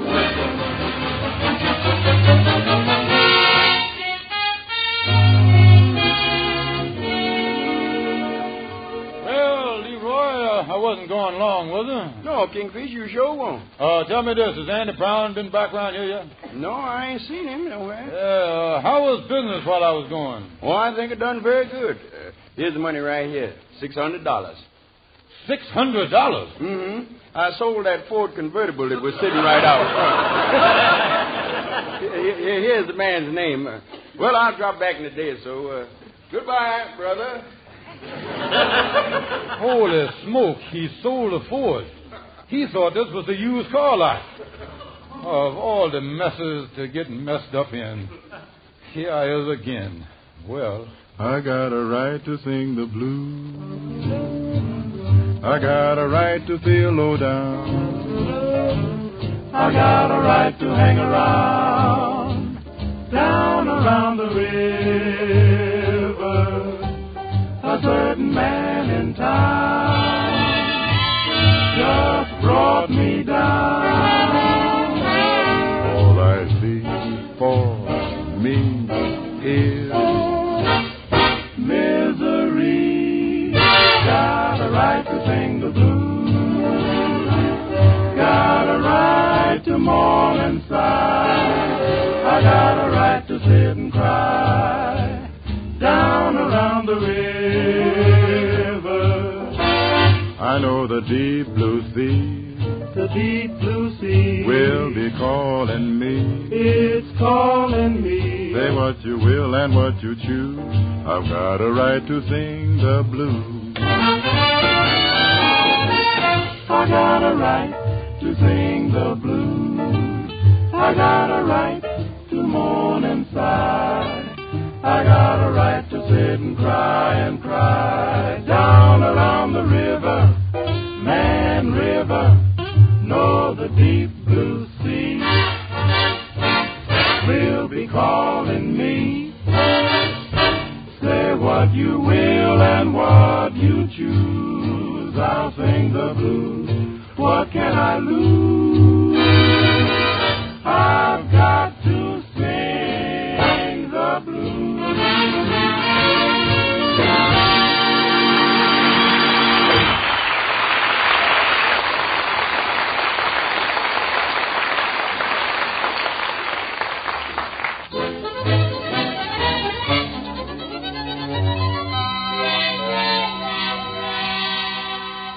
Well, I was in trouble, so I'll go in here and get some advice from a lawyer, LaGuardia Stonewall. Hello, LaGuardia. Hi, come in. I was in trouble. Now, write this down. I wish I had a pencil in this office. Don't matter, though. Go ahead. I ain't got no paper, neither. Now, here's my problem, LaGuardia. My brother-in-law was watching my parking lot for me, and he sold one of the automobiles for $600. Well, there ain't no problem. Just pay him 5% commission. Yeah, but the car didn't belong to me. It wasn't my car. Well, in that case, you can afford to pay him 10%. You don't understand. Well, maybe you better explain it to me again. See, sometime it'd help if I know what my client is talking about. Well, today my brother-in-law watched my parking lot, and while I was gone, he sold a car for $600. Well, how much did you expect to get for it? Well, I didn't expect to get nothing for it. Why ain't you satisfied with $600?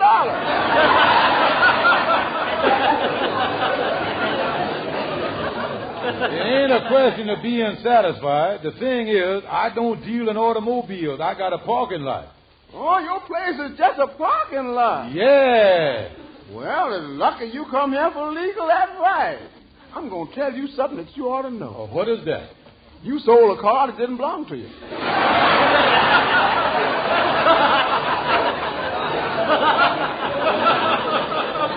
I just got through saying that. You did, huh? You know, it's the old saying, two great thoughts with a single mind. You know, you can get 10 years for this. 10 years. One thing I forgot to tell you, though, I got a partner in this parking lot, Andy Brown, and I don't want Andy to know that brother-in-law of mine made that crazy mistake, you see. I see what you mean. Got to keep my kinfolks out. Now, look, Stonewall, you as my lawyer, think hard. I don't want to go to jail. No, I don't want you to go to jail neither. I've been losing too many clients that way. There must be some legal angle here. But the only thing I can think of is for you to sell your end of the partnership to Andy Brown and date the agreement as of yesterday before the car was sold. I see. Make it radioactive, huh? Yeah. Turn over the $600 to him and let him have the business. That's a good idea. I'll go over and give him the business good.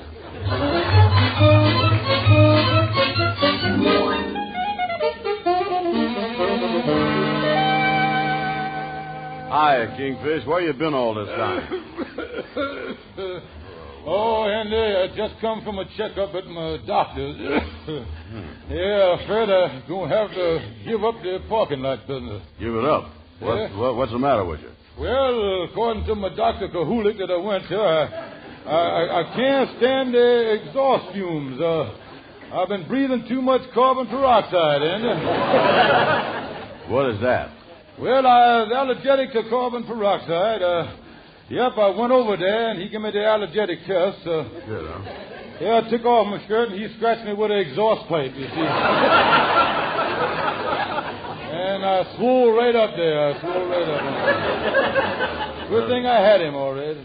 You sure is in a mess, all right. Yeah. What you going to do about it? Well, it's only one thing I can do, Andy. I guess I just got to take a finance licking and sell out to you. Here, Andy, here's $600. Well, why has you given me that? Oh, you got it coming to you. After figuring everything very close, I find that the business is worth $1,200. Mm-hmm. As long as you was buying milk, you was entitled to my share of it.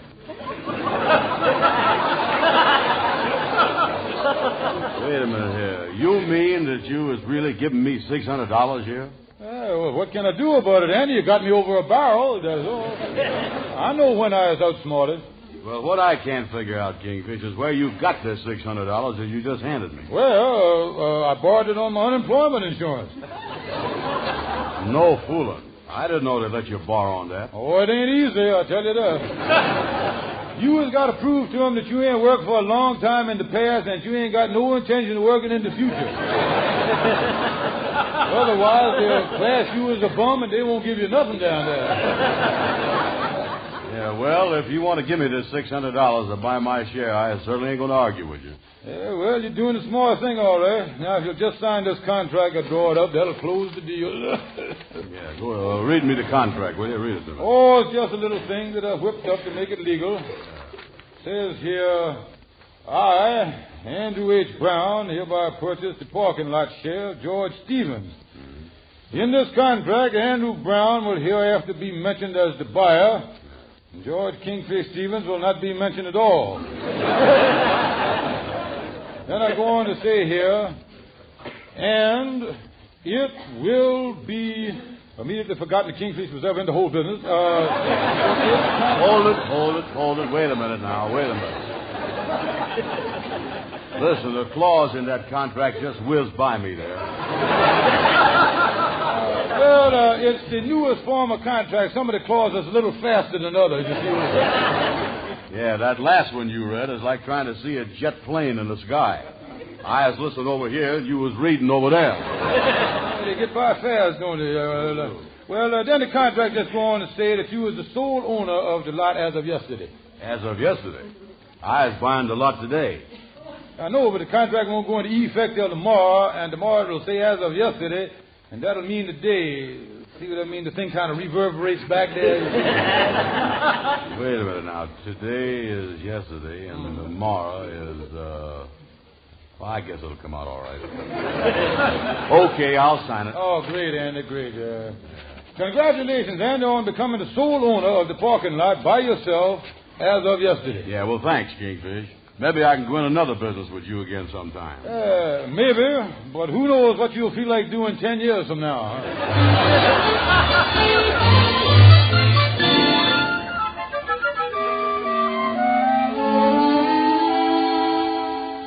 Yes, Amos owns this parking lot by myself. And the Kingfish give me $600 to boot when they got out of the deal. Well, I'm really happy for you, Andy, old pal. Looked like you blew yourself to a new East outfit there, too, didn't you? Yeah, sure did. Hey, look at that. Them pants. You really wearing high-waisted pants there, ain't you? Yeah, I think I'm going to drop them a little, though. They're cutting me under the arm. Yeah, well, I wish you a lot of luck in your parking lot. I still can't understand why the Kingfish done that deal the way he done. Well, he come over here, and you know what he done? That's something I can't understand either. Hey, buddy, I got a parking lot ticket here for a Ford convertible, and it's missing from the lot.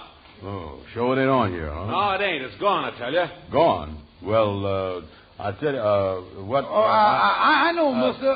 That's the car that we sent over to have it washed with our compliments. It'll be back in a little while. Well, all right. But listen, buddy, I've got a few other things to do. I'll be back in 3 hours, and you'll be sure and have that car here or there'll be trouble. Listen, Amos, what are you doing sticking your nose in my business and telling the man that? Well, look here. Don't you see through this thing, Andy? When I first come up here, you told me the Kingfish give you $600. Now, the Kingfish done give you that money and sneaked out of the deal all of a sudden. Yeah. That dirty double-crosser. I'm going over and punch him right in the nose. I don't blame you.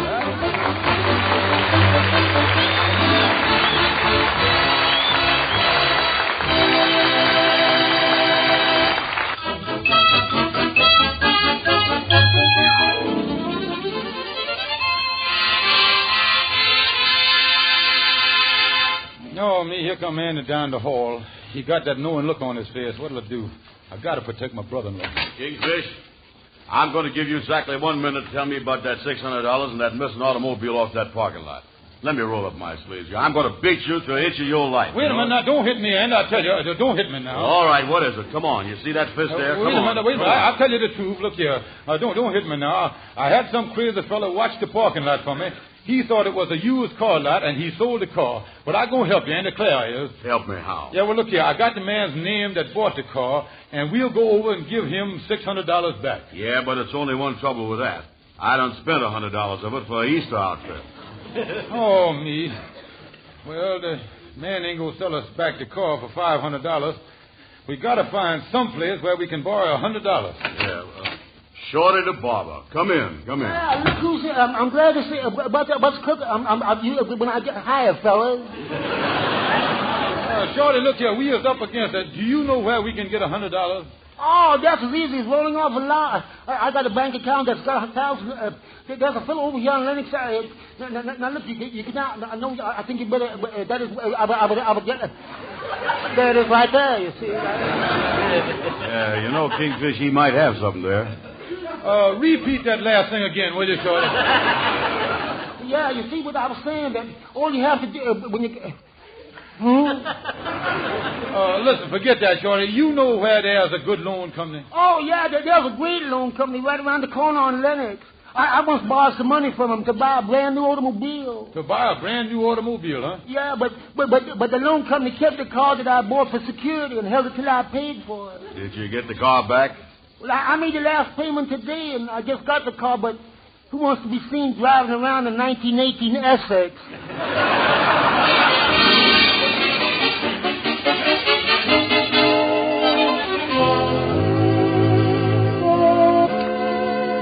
How do you do, sir? My name is George Stevens. This is Mr. Brown. How do you do? This is the Helping Hand Loan Company, isn't it? Yes, it is. May we serve you? Yeah, sir. What I want to do, mister, is to borrow $100. Now, Mr. Stevens, your references. There he is, right there, Mr. Brown. I carry him right with me. He's my personal reference. Yeah, he's okay. Give him the 100.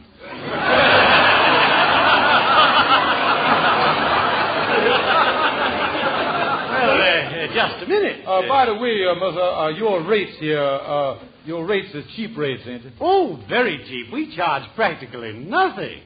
We merely try to eke out a living. Yeah, well, that's good. How big is the eek?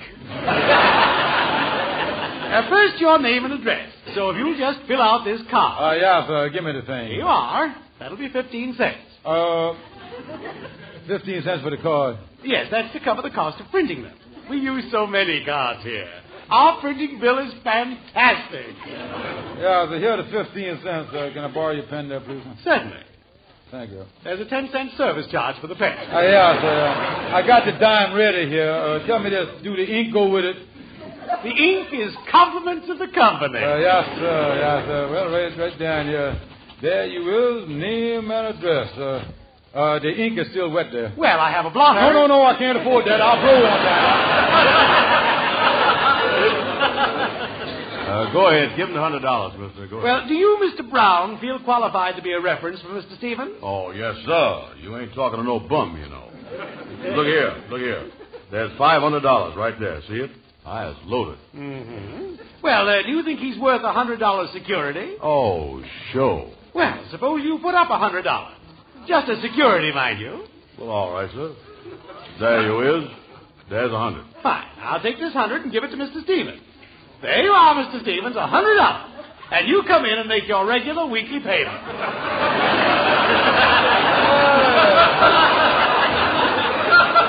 Thank you very much. See you later, mister. Goodbye. Well, Andy, now, look here. Here is the $100. Now we was all set to buy back your automobile for $600. We didn't have no trouble in there, did we? You know something? When I was doing this high finance with these fellas, I always get a little dizzy in the head. Did we come out all right in there? Oh, sure we did. You see, the $100 you put up was just security. But I borrowed $100 as a loan. Yeah. And now I give you the 100. Yeah. Let's go over in the corner somewhere and count our money, will you?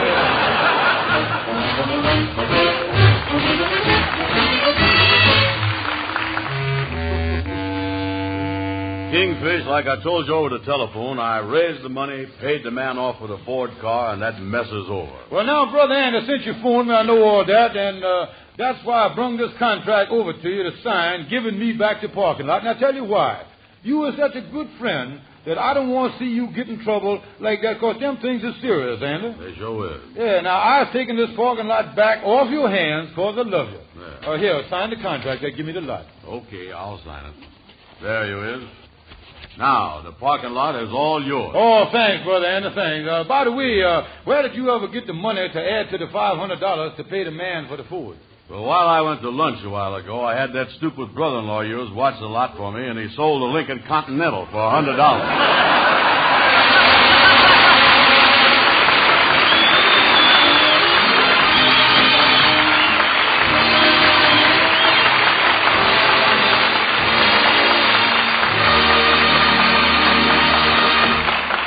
Good night, folks. See you next Tuesday.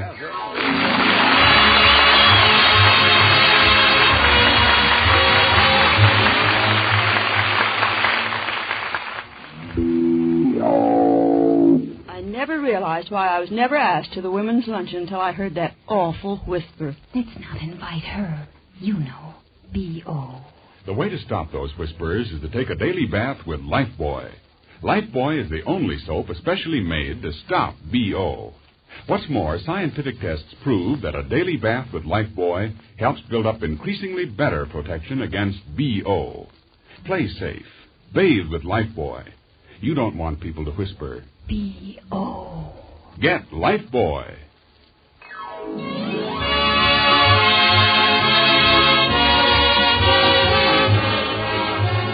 Be sure to be with us next Tuesday at the same time when Lever Brothers Company, the makers of Rinso, will again present the Amos and Andy Show. This is Carlton Cadell saying good night to all of you from all of us. The Amos and Andy program is rebroadcast to our armed forces all over the world through the facilities of the United States Armed Forces Radio Service. This is NBC, the national broadcasting company.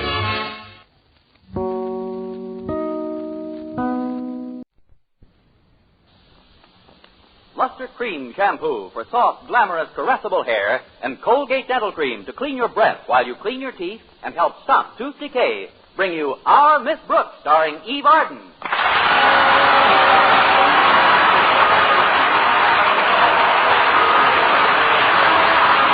now another comedy episode of Our Miss Brooks, written and directed by Al Lewis.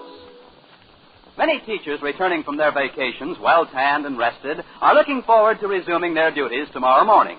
But our Miss Brooks, who spent most of her vacation time teaching English at Madison High Summer School, doesn't share their enthusiasm for getting back into harness. No, I've been wearing the thing so long, I'm saddle sore. Of course, when summer school ended in August, I did make up my mind to get a complete change of scenery. So I took the money I received, added it to my savings from the regular school term, and by careful budgeting, was able to spend 3 glorious weeks in the furnished room I rent all year round. But last Thursday morning at breakfast, my landlady, Mrs. Davis, and I were discussing my plans for a Friday picnic. But why must the picnic be tomorrow, Connie? Why not Saturday or Sunday? Because, Mrs. Davis, tomorrow is the last weekday I'll have off until Thanksgiving. And if our beloved principal could get away with it, he'd change that to a Sunday. Oh, Mr. Conklin isn't that bad, Connie. He likes a good time as well as the next fellow. He likes a good time better than the next fellow. But if the next fellow happens to be a teacher, Mr. Conklin will stop having a good time to give the teacher who's having a good time a bad time. A song by Rudy Valley. Oh. Is Mr. Boynton taking you to the picnic, Connie? Yes, Mrs. Davis. I accepted my invitation on the phone last night. It'll be good to see Madison's bashful biologist again. He just got back from a 3-week vacation, you know. Who all is going on this picnic, Connie? Harriet Conklin and Walter Denton all. It was really Walter's idea. The poor kid can't spend any time with Harriet without Mr. Conklin constantly barking at him. Mr. Conklin isn't very fond of Walter, is he? Oh, it's not that Mr. Conklin isn't fond of Walter. He hates him. But it ought to be a nice outing for all of us. Oh, that's the door, isn't it? No, that's the bell. The door makes more of a creaking sound.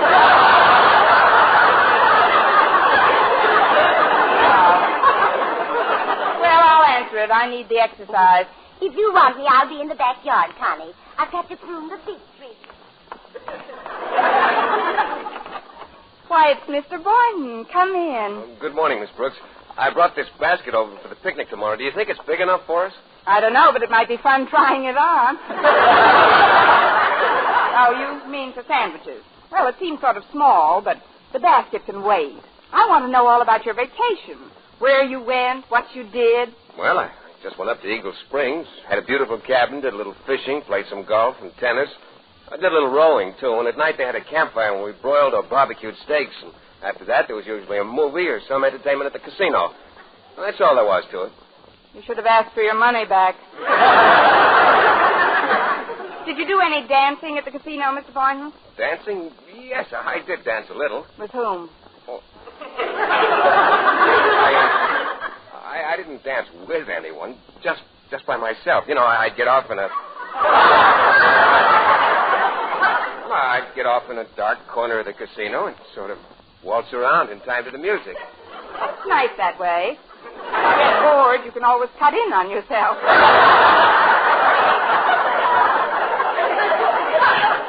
Tell me, how was your trip back to town? Oh, very pleasant, although the train was quite crowded. Guess who came into town on the same train with me? Who? I'll take a guess. Edgar Bergen and Charlie McCarthy.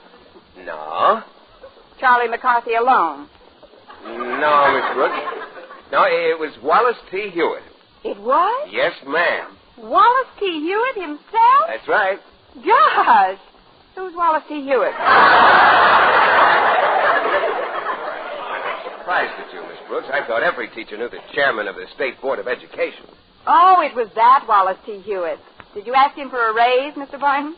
Oh, I know you're joking, Miss Brooks. I didn't speak to Mr. Hewitt at all. As soon as we landed in the depot, he was surrounded by reporters.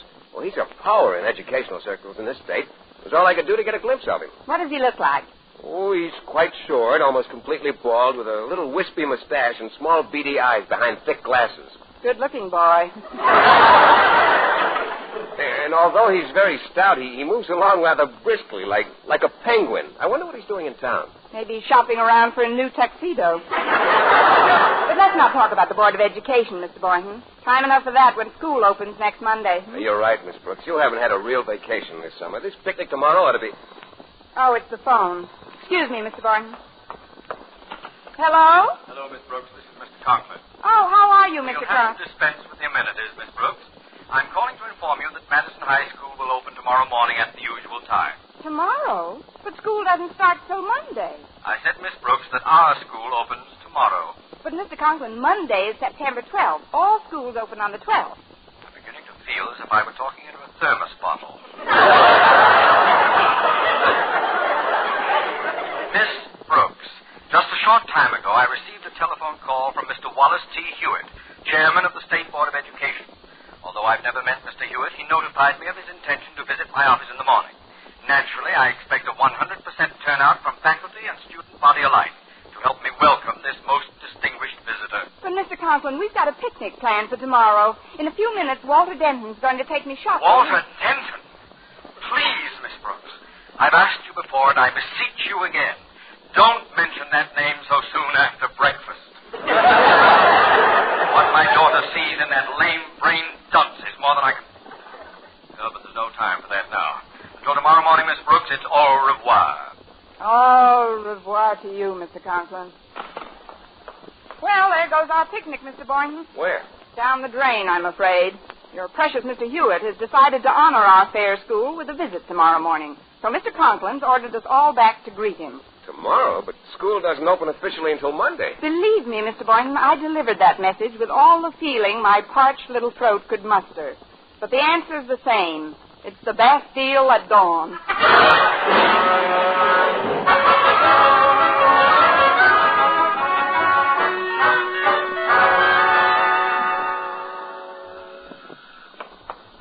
Coming. Well, it can't be Walter Denton. Why not? Hiya, Miss Brooks. I just saw Mr. Boynton on the corner. I know. He just left.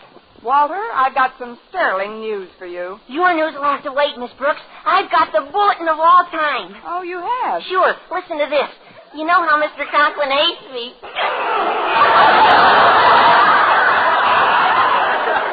Well, I wouldn't call him a fan, Walter. Yeah, I know. But even so, when he hears about anybody having a good time, even me, he sometimes tries to muscle in. So, I thought up a way to keep him from ruining our picnic tomorrow if he decides to horn in at the last minute. But, Walter, about tomorrow... Please, Miss Brooks, let me finish it. About an hour ago, I called old Marblehead on the phone, Mr. Conklin. And I put a handkerchief over the mouthpiece and disguised my voice. Oh, you should have been there, Miss Brooks. It was a riot. What did you say, Walter? I said, get a load of this, Miss Brooks. I said, hello, Conklin. And he said, yes, this is Osgood Conklin. Who is this? And then I said, this will kill you, Miss Brooks. Well, let's not make it such a slow death. Who did you say it was? I said, Conklin, this is Wallace T. Hewitt. Wallace T. Oh, no. Yeah. And then I said, I'm inspecting some of the schools in this area, and I'll expect to see you in your office at 9 o'clock tomorrow morning. And then while he was falling all over himself to be nice to me, I hung up. Is that a rib or is that a rib? That, Walter, is the greatest rib that's been pulled since Adam was a bachelor.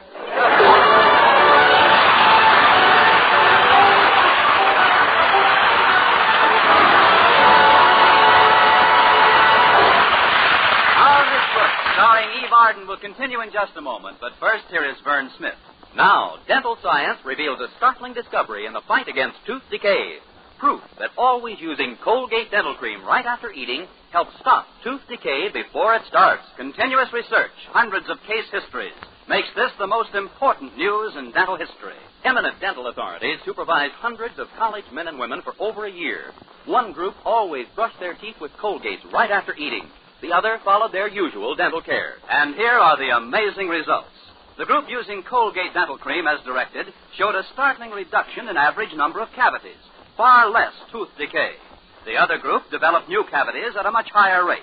No other dentifrice offers proof of these results, and Colgate contains all the necessary ingredients, including an exclusive patented ingredient for effective daily dental care.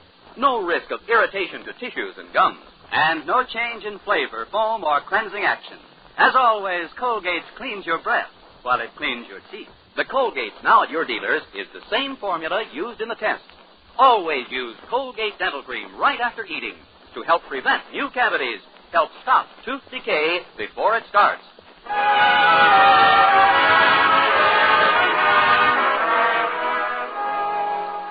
Well, I spent most of Thursday night trying to figure how to keep Walter Denton from being expelled and still go on our picnic Friday, instead of waiting around school for a Mr. Hewitt who would never arrive. About 4 in the morning, an idea was born, and a thoroughbred infant it was, out of desperation by panic. A half hour before school was due to convene, found me heading for Marty's Malt Shop, a student hangout across the street from Madison. As I entered, I noticed Stretch Snodgrass, known to his chums as Athlete's Foot of the Brain, seated at a table by himself. Good morning, Stretch. Am I intruding? Oh, no, Miss Brooks. You don't look no different to me than you always do. Thank you, I think. Mind if I sit down and have a cup of coffee? Not at all. Here, I'll take this off the seat for you. It's my football. Yes, I know. That's the only thing you've passed all year. But, Stretch, there's something you've just got to understand. Yeah, there must be something. Now I'm not so sure. But it seems that a very dear mutual friend of ours engineered a rather foolish prank yesterday. And if the facts ever leak out, he'll be expelled from Madison. You and I, Stretch, hold his scholastic future in our hands. Now, how good are you at keeping a secret? Oh, I'm very good, Miss Brooks. It's like yesterday when my pal Walter Denton imitated Mr. Hewitt's voice on the phone and told old Marblehead that... Oh, Mr. Conklin, he better hightail it over to school today. After Walter done it, he made me promise to keep it a secret. So that's why I won't tell nobody. Not a word of it. Not a word of what, Stretch? Well, how Walter told her... Oh, no, you don't. You can't trick me into spilling anything. You couldn't beat it out of me with a rubber hose. Stout fella. But, Stretch, the entire faculty and student body have to be in school this morning only because Walter imitated Mr. Hewitt's voice on the phone and told old Marblehead, Mr. Conklin, to hightail it over to school today. Gosh, how did you know that, Miss Brooks? There must have been a leak. But I've got an idea that can get us all out of here. Now, will you help me, Stretch? Sure, Miss Brooks. What can I do? Well, you can see to it that Mr. Hewitt arrives nice and early so we can all leave the same way. But I don't know Mr. Hewitt. And Mr. Conklin doesn't either. Now, listen closely, Stretch. You know the little park right across from the school library? Library? Where all the books are kept. Books? It's on the way to the football field. Oh, that little park. Sure, I know where that is. There's always a bunch of old delericts sitting around there.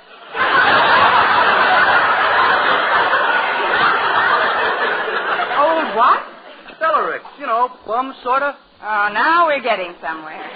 Stretch, I want you to get one of those men and bring him to me. But be sure you get a fat one with glasses who has a little mustache. Mr. Conklin might have seen a picture of Mr. Hewitt somewhere. Well, that shouldn't be too tough. A lot of them look like that. But, Miss Brooks, supposing he don't want to come? He's got to come. Tell him he'll be helping a human being in distress. Tell him anything, but bring him directly to me. Well, I don't get him, Miss Brooks. Why should quiet, Stretch. Harriet Conklin's coming over. Now, whatever you do, don't mention a word of this. Good morning, Miss Brooks. Well, shut Stretch's mouth if it isn't Harriet Conklin. How are you, Harriet? Oh, I feel wonderful, Miss Brooks. Hiya, Stretch. What do you know? You couldn't beat it out of me with a rubber hose. What's wrong with Stretch, Miss Brooks? He ain't talking. Now, Stretch, you'd better go over to the park and do what I told you. I'll explain to Harriet and get her oath of allegiance on our way over to school. All right, Miss Brooks. Remember now, get a small, chubby one with glasses. I'll remember. See you later, Harriet. What's this all about, Miss Brooks? What did you send Stretch after? A penguin, Harriet. With glasses? Why not? A penguin's entitled to see where he's going, isn't he?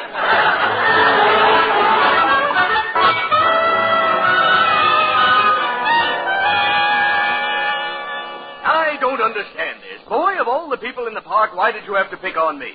Because you were so nice and round. I mean, like I told you, mister, it's a matter of helping out a human being. Besides, you wasn't doing nothing in the park. I wasn't doing nothing. Who teaches you English, boy? Miss Brooks. Well, there she is waiting on the steps. I'll introduce her to you in a minute. Well, what's your name? My name is Hewitt. Wallace T. Hewitt, chairman of the State Board of Education. Excuse me a minute. Where are you going? I better go back to the park and get another one. Nonsense. You've aroused my curiosity now, and I'm going to see this thing through. Hello, Stretch. Miss Brooks, this is Mr. Hewitt. Oh, it certainly is.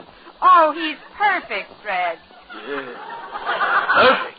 But, Miss Brooks, this really is Mr. Hewitt. I'll say, from the top of his shiny skull to the tips of his waddly little toes. Now, see here, young woman. I demand to know what this is all about. First, I'm sitting in the park reading. The want ads can wait, Chubby. I've got a job for you. Job? For me? It'll only take a few minutes, and I'll see that you get $1 for your trouble. $1? He was really anxious. We could probably have swung it for a quarter. Now, listen carefully, Hewitt. I'll be calling you by that name from here in, so we might as well get used to it. All you've got to do is convince Mr. Conklin, our principal, that you're Mr. Hewitt, chairman of the State Board of Education. I see. If you think my card might help to convince him, I've got some in my wallet here. There we are. The cards are right in this little compartment. See where my name is printed in gold letters? Wallace T. Hewitt. Quick, Stretch, call the cops. This bum has just murdered Mr. Hewitt. Murdered? Now, look here, young woman. This has gone far enough. Fortunately, I'm just proud enough of my position to carry with me a newspaper photo which appeared last month. Here, look at it. Wallace T. Hewitt, chairman of the State Board of Education.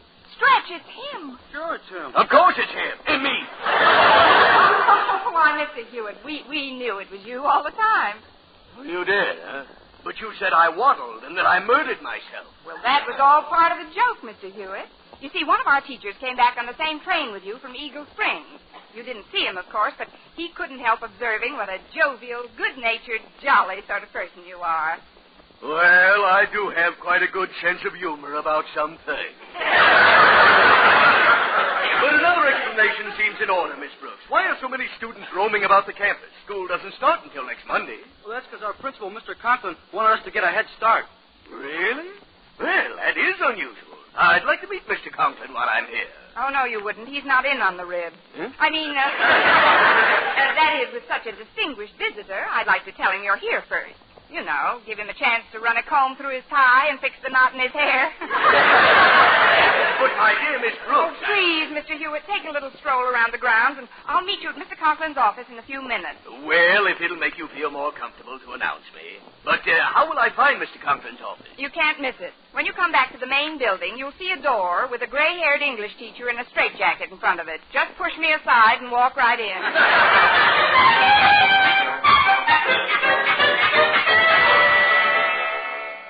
Daddy told me he'd be right over here giving the athletic field a last-minute check. Have you seen him, Walter? No, Harriet, but he might be in the gym. Gosh, I'm nervous as a kitten. If your dad finds out we're hiring a hobo to impersonate Mr. Hewitt, we'll be boiled in oil. Oh, he won't find out.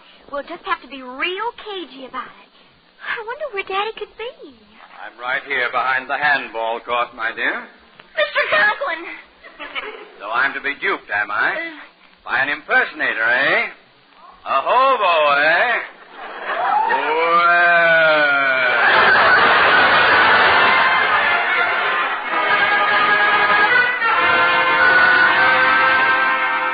But, Miss Brooks, I don't understand. Why am I sitting behind Mr. Conklin's desk? Because, Mr. Boynton, with the real Mr. Hewitt on our hands, we've got to have a fake Mr. Conklin. And outside of Mr. Conklin, you're the best fake I could find. But he might come back to his office. Well, we've just got to take that chance. If Mr. Hewitt talks to Mr. Conklin and the truth about that phone call comes out, Walter Denton will be expelled. Oh, gee, I wouldn't want that to happen. Well, then we've got to see this thing through. Mr. Hewitt should be finishing his tour. Come in. Well, Miss Brooks, I'm back. Good. Mr. Conklin here has just been perishing to meet you. Mr. Conklin, may I present Mr. Hewitt? How do you do, sir? So you're Mr. Conklin. Tell me, how long have you been the principal of Madison High School? Not long at all. I imagined as much. You're a very young man to be holding this high office, Mr. Conklin. And I might add, a very handsome young man.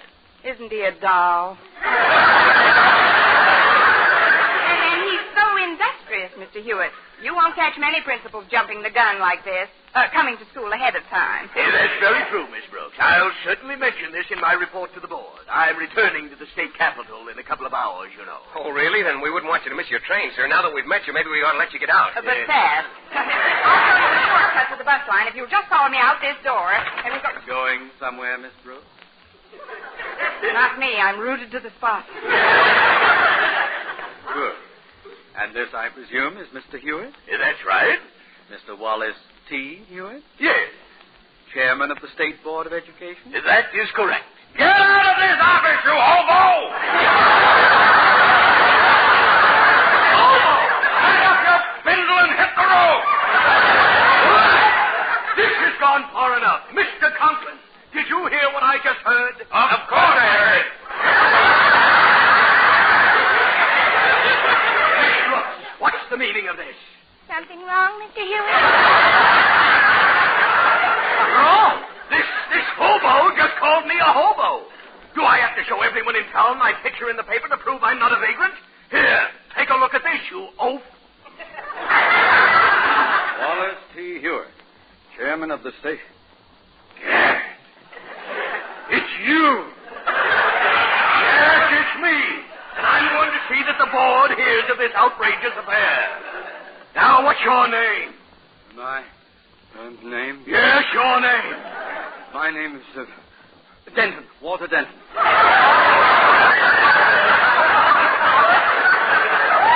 presume you're a member of the Madison High faculty? Faculty? No, sir, I'm a student here.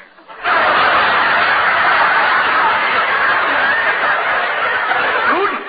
You? GI Bill of Rights. He's making up some credits so he can get into grade school. Hi, Miss Brooks. The door was open, so I just... Oh, Mr. Conklin. Yes? This is Mr. Hewitt, Mr. Wallace T. Hewitt. It's no use. The jig's up, Miss Brooks. Mr. Conklin knows he's just a hobo. Again, hobo. What is your name, young man? Me? That's my pal, Mr. Hewitt, one of my dearest buddies here at school. Stretch Snodgrass. Shake hands with Mr. Hewitt, Stretch. Stretch? Somebody mention my name? Not yet, but we will in a minute. Mr. Hewitt, this is the boy who asked you to join us while you were sitting in the park. Meet Philip Boynton. Yeah, I don't think I'm quite following the goings-on here today, but I've just got to make that train. Let me tell you one thing, though, Mr. Conklin. Yes? Will you please stop butting in, Denton? Sorry, Mr. Hewitt.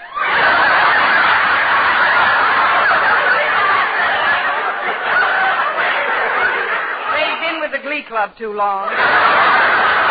I just want you to know that in spite of my sense of humor, I consider this incident a grievous insult to a man in my position, and I'm going to take action immediately. But, Mr. Hewitt, what action are you going to take? I'm going to see to it that a certain Walter Denton is expelled from this school.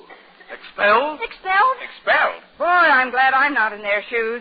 Young woman, as the instigator of this degrading practical joke, you shall be as severely penalized as the state board permits, and I shall take great pleasure in recommending your immediate suspension without pay. Now, Miss Brooks, what do you say to that?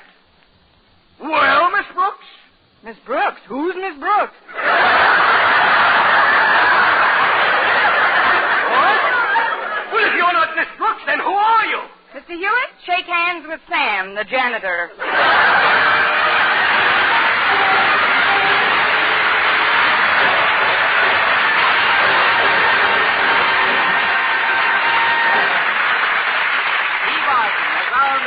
Returns in just a moment, but first...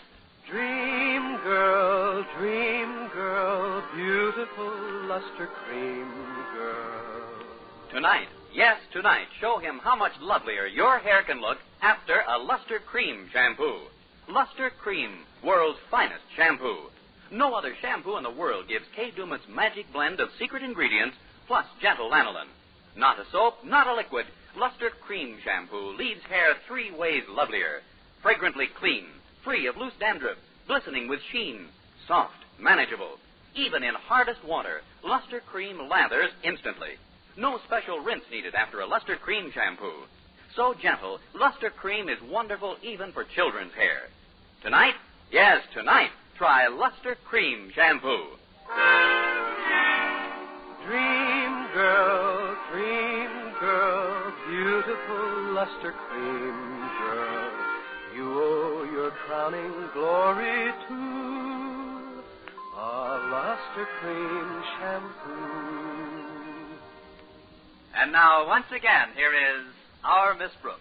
Well, what started out as a pretty dangerous practical joke soon proved to be nothing more than a clean-cut, wholesome shambles. But by mass pleading and a pint of quickly generated tears, we finally prevailed upon Mr. Hewitt to suspend sentence, and at long last we were off on our picnic.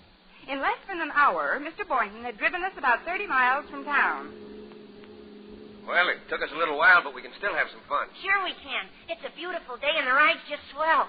Don't you think so, Miss Brooks? I certainly do, Walter. Your car drives beautifully, Mr. Boynton. So much smoother than mine. Oh, thanks, Miss Brooks. But you know something? I can't help wishing we had taken my car instead. Why, Miss Brooks? Because that's where I left the picnic basket.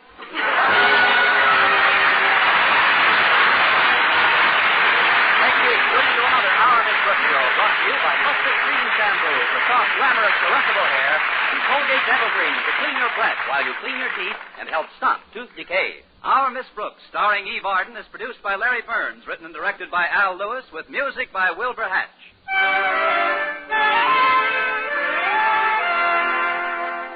Doctors prove you too may have a lovelier complexion in 14 days. Yes, 36 leading skin specialists proved in tests on 1,285 different women that a new method of cleansing with palm olive soap using nothing but palm olive brought new complexion beauty to 2 women out of 3. Just wash your face 3 times daily with palm olive soap. Each time for 60 seconds, massaging palm olive's beauty lather onto your skin. Then rinse. So start your palm olive facials today. See what palm olive soap can do for your complexion in just 14 days. Here is an urgent message from the National Foundation for Infantile Paralysis. March of Dimes funds for the care of polio victims will be used up by September 30th, 19 days from now. It will take over $14 million to continue this care. So don't abandon America's children.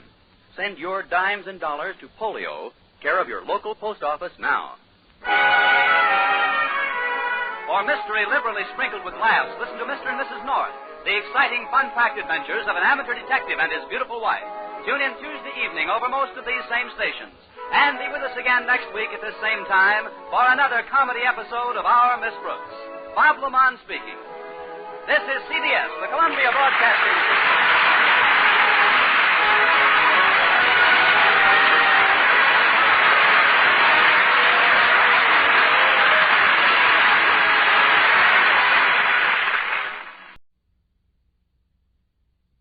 From Hollywood, the Raleigh Cigarette Program starring Red Skelton with Ozzie Nelson and his music, Harriet Hilliard and Wonderful Smith.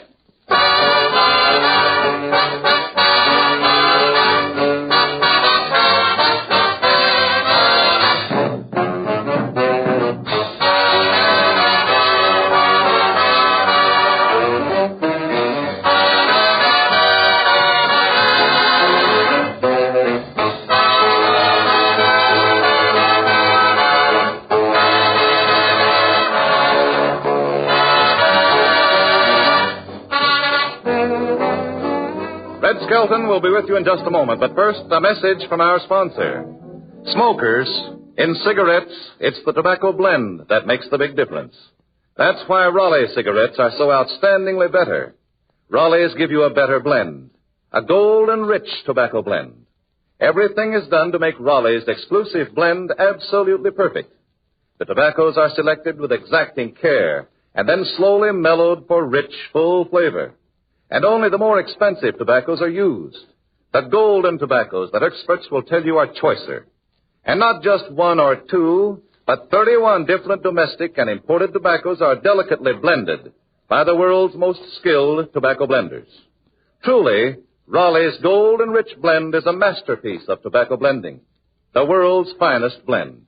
And remember, Raleigh's give you B&W coupons, too, redeemable for your choice of over 70 magnificent premiums. Ladies and gentlemen, it pays to smoke Raleigh's, The pack with a coupon on the back. The cigarettes with the gold and rich tobacco blend. Raleigh's.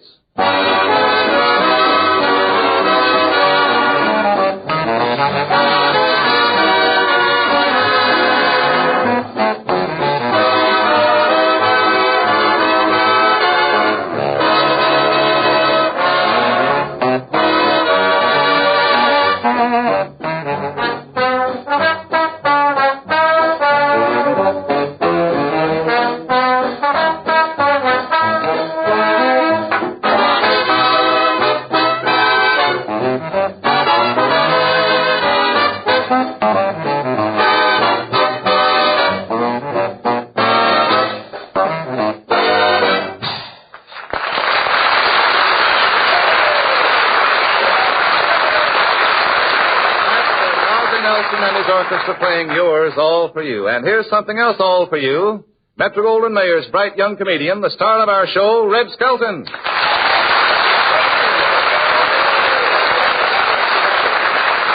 Thank you very much, and good evening, ladies and gentlemen. Say, Truman, how would you like to come out to my housewarming? Oh, I'd love to, Red. I'll bring the matches. Okay. Fine. One more joke like that, and next week this will be a news broadcast again. Say, Red, where's your new house located? Well, I'll tell you. You go out Sunset Boulevard till you get to Sepulveda. Yeah. And there's a new district out there, see? You get off of the bus, and you walk past 3 bad investments on the left, and I'm the third golden opportunity on the right.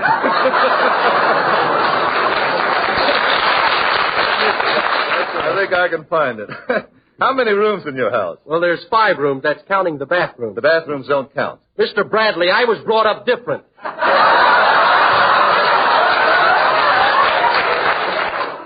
Say, would you like to see some pictures of my place? Oh, sure. Here, take a look at that. Say, swank and ultra-modern. Yeah, we've even got a sunken living room. Is that the latest style? No, that's the latest earthquake. Well, tell me something, Red. With the present-day shortage, how were you able to get the building materials? Well, we weren't. You see, there's a lot of things still missing. For instance, the plumber couldn't get any brass, so there's no drain pipes under the sink. What are you doing about it? Oh, nothing, really. It's a lot of fun. Now I can wash my hands and knees at the same time. Hi, everybody. Well, how are you, Harriet Hilliard? Say, I was just talking about my house here. Oh, yeah, I know. I was out there today, and you wouldn't let me in. Oh, well, maybe I wasn't home. Oh, you were home all right. I saw your shirt hanging on the line. Yeah, say, how'd you like my place, huh? Oh, swell. And I love that view of the mountain in the back. Well, that's not exactly a mountain, you see. I started to build a rock garden, but it got away from me. I peeked into the window, Red, and say I like the way you have your living room fixed. You do? Mm-hmm. Those 2 big chairs just match the pinball machine. Yeah. Swank, though. Oh, how are you, Ozzy? Hello, everybody. Where's Fibber McGee and Molly? Well, I don't know. They're not in here. Why, Ozzy? Well, I thought I heard people laughing in here.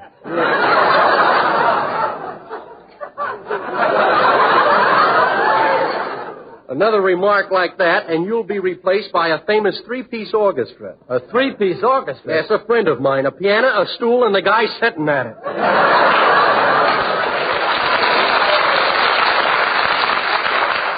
Well, tell me, Red, what were you talking about? Well, I was talking about my new house, but I don't think we're going to have it very long. Oh, why not? Some dope build the walls out of aluminum.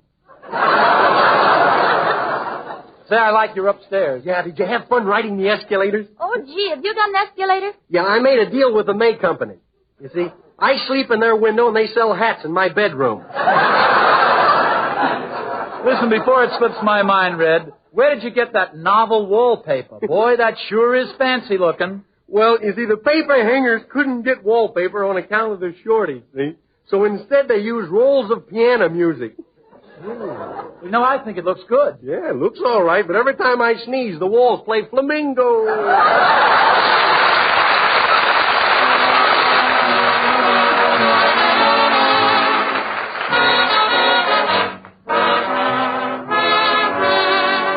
Comes now the spot in our program where Harriet and Ozzy sing their special duet. Say, what have you got for us tonight, Ozzy? Well, Red, it's like this. Our song tonight is all about 2 folks who live next door. His salary gets less and less, and she spends more and more. The husband is, I must admit, a most unhappy gent. He may not be completely broke, but he sure is badly bent. Joke. She greets him every morning with the customary kiss, and then their conversation usually runs along like this. I'd love another sable coat, another Cadillac. Well, I'd love to have a half sole on my shoe. I'm really broke, and that's no joke. I'm breaking my back, putting up a front for you. Well, look at Mrs. Jones. She throws a party every night. Entertains 100, maybe 2. Yeah, but Mr. Jones just owns and owns while all I do is owe. Putting up a front for you. The boys down at the office no longer call me clerk. They call me something else that sounds the same. My face has grown so long from all the parties that we gave that the barber had to charge me $1 for a shave. Well, if it would interest you, I know a safe that you could crack. Yeah, but the G-men will catch me if I do. Oh, well, I'll just be breaking rocks instead of my back, putting up a front for you. And that's what goes on Monday, Tuesday, and Wednesday. But on Thursday, Friday, Saturday, and Sunday, she starts in with, I'd love a smart convertible, all done in tan and black. well, I hope I have the rent when it comes due. Day by day, I'm getting gray, breaking my back, putting up a front for you. Well, if you have liquid assets, you can easily get a loan. I heard that on the radio, I think. Yeah, well, the only thing that I know of that's liquid in our home is that leaky water pipe below the sink. Now, you don't seem to realize that the wolf is at the door. You mean the great big hungry wolf? You don't mean your brother-in-law. The bills I have to pay each month, why, they're bigger than my wages. Oh, I saw your checkbook yesterday. You have lots of empty pages. Well, when we're at those heavenly gates, if Mr. Jordan makes a crack about my looking older than you do, I'll say blame the wife, 'cause all my life I'm breaking my back, putting up a front for you. You think I'm kidding? Putting up a front for you.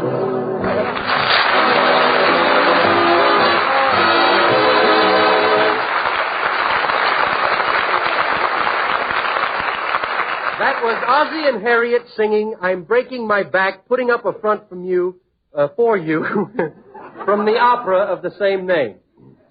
Now we have... Howdy, Mr. Stevenson. Well, Wonderful Smith. Hey, where have you been, Wonderful? I just come in from a tea dance at the Club Alabama. A tea dance? Yes, sir. Say, I'll bet you just go to those dances so you can hug and kiss the girls, don't you? I don't go there to make up bud pies. Say, Wonderful, you look kind of worried. Did you have an argument at the dance? Well, yes, I did. I stole Uncle Jim's gal. And Uncle Jim says if he catches me, he's going to whittle me down. No kidding. Yeah, and the girl says if I don't go out with her, she's going to whittle me down. Hey, you're in a fix. Yeah, I'm between the devil and the deep blue blade. Say, you know, I thought your girl was pretty nice, is she? Oh, she is a nice girl. She's an orphan. Oh. Her folks were trampled to death by a runaway Laconga line.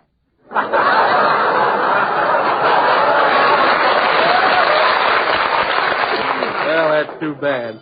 Wait, I'll take that. Hello. Oh, it's for you, Wonderful. Oh, well, thank you. Hello? Hello, Butterball. Yeah, this is the Mickey Rooney of Central Avenue. The Mickey Rooney of Central Avenue? Yes, sir. Technicolorly speaking. What you say, honey? Why, honey, don't talk like that. You know I'm at the age where I pick things up. Say, listen, Wonderful. If you want to make a hit with her, ask her to go to a movie. Oh, yeah, that's a good idea. Say, honey, would you like to see Whistling in the Dark? What'd you say? Yes, I know it does. Look, wonderful. If you want to talk to her, ask her to have dinner with you or something. Oh, yes. Hello? Are you still there, Butterball? Well, look, our little differences can be ironed out. Would you like to have dinner with me tonight? You would? Well, tell the folks I'll be over early.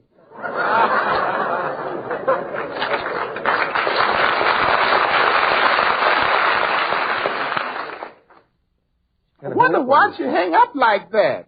This thing puzzles me. Yeah, you know what? You know why you have trouble with your girl? No. You don't know anything about romance. Well, do you, Mrs. Kelton? Do I? Did you ever hear tell of Don 1? Yes, sir. I mean, his brother, Don 2. I put that in for the corn lovers.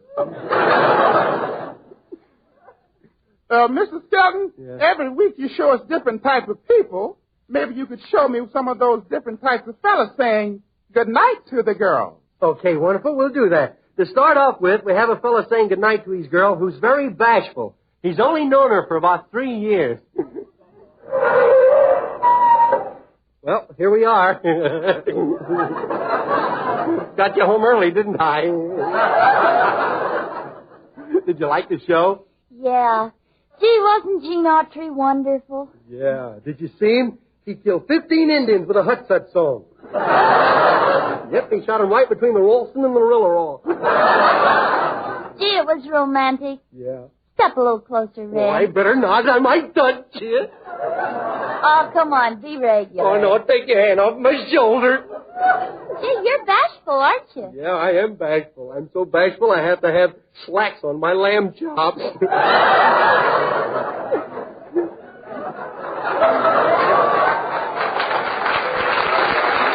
Well, I gotta go now. But before I go, there's something I'd like to ask you, if you don't mind. What? Well, it's nothing much. Oh, come on, ask me.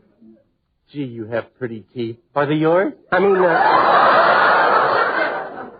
would you mind if I kissed you goodnight? Oh, I said it. I didn't mean to. It just came right out, you know. Oh, of course not. Gee, I've wanted to do this for a long time. Look, I'll kiss you like the girls kiss the fellows in the movies. Oh, no. It probably tickled so much I couldn't stand it. Oh, don't be so silly. I'm going to kiss you so hard your shirt will roll up your back like a window blind. Oh. I don't believe you can.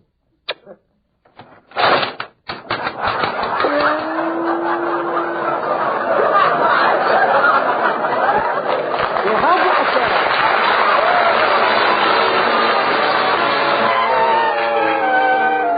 Then we have puppy love. 2 little kids saying goodnight to each other. They're on their way home from school. Harriet, I'll be the little boy and you be the little girl. Okay, Red. Well, we had almost home. I'm getting tired. Can't we sit down and rest? No. Only 3 more steps, and it's my turn to carry you. You know, I'm getting to like you. Yes? You sort of intoxicate me. Hey, that's a good idea. What do you say? Let's get some soda pop and get stiff. First, give me a kiss. Nah. Oh, little one. Nah. Oh, it ain't nothing. Oh, all right. How about that? You'd right. It ain't nothing. You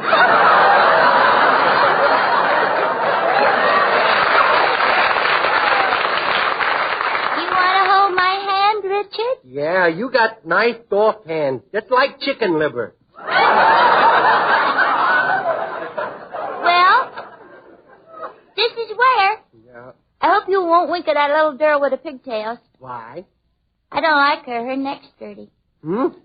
Her neck's dirty. Her does?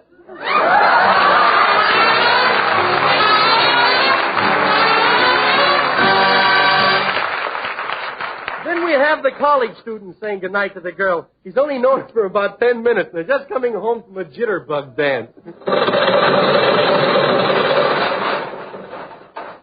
Did you have fun, Slug? Hmm? Yeah, until you started to dance on the wall. Yeah. What do you say? Let's stop along here, huh?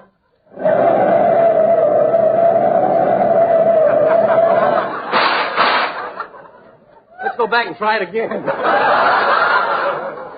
We'll just park here, huh, Stuff? Well, good night. Wait a minute. What's your rush? I got to get up early and take my makeup off. Yeah. Ah, come on, give us a kiss. What? I say, give us a kiss. Who's with you? I got...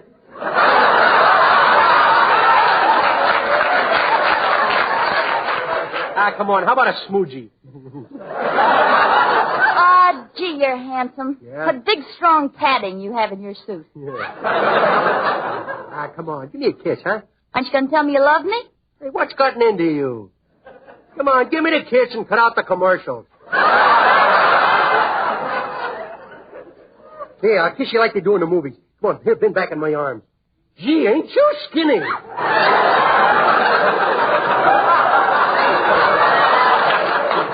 Hey, how come you always close your eyes when I get ready to kiss you? Did you ever look in a mirror? Yeah. You know, you remind me of Casanova. He's dead. I know it. Yeah. Well, I gotta go now. What do you want, one long kiss or 20 fast ones? I'll take the fast ones. Okay, brace yourself. Gee. It's a little trick I learned while digging the 6th Avenue subway. Well, good night, Killer. Good night, Squirt.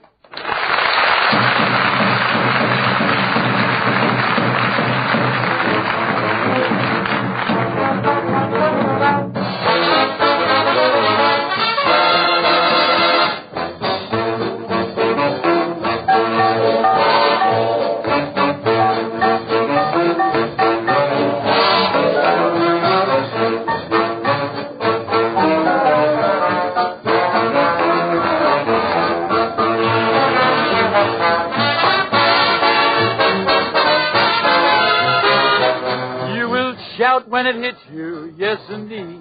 Hallelujah. Yes, you shout when it hits you, yes indeed. Yes indeed. When the Spirit moves you, you shout hallelujah. Hallelujah, brother. When it hits you, you'll holler, yes indeed. You will shout if it's in you, yes indeed. Bring on down, sister. Make you shout, Jack, it sends you, yes indeed. Step in, Jackson. When that guy starts jumping, you'll shout, let me in there.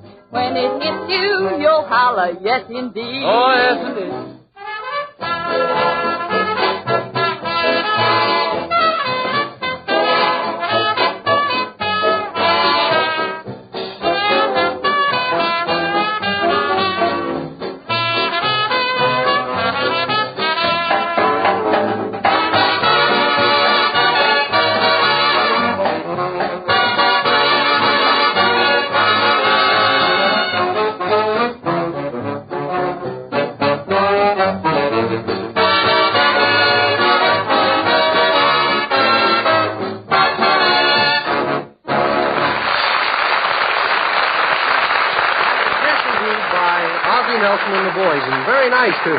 Hey, Ozzy, take a look at this picture. Nice number, huh? Hey, that's class, Red. Streamlined and right up to the minute. Yeah, look at that face. Ain't she beautiful? Look at them pretty little hands. You know, Ozzy, she's going to be mine. Oh, well, congratulations. You know, I think I'll put her right in the kitchen and leave her there.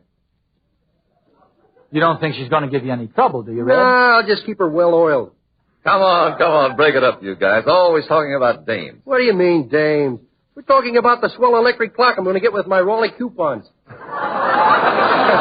My apology, Red, my apology. I'm acquainted with that electric clock myself, and it's well worth raving about.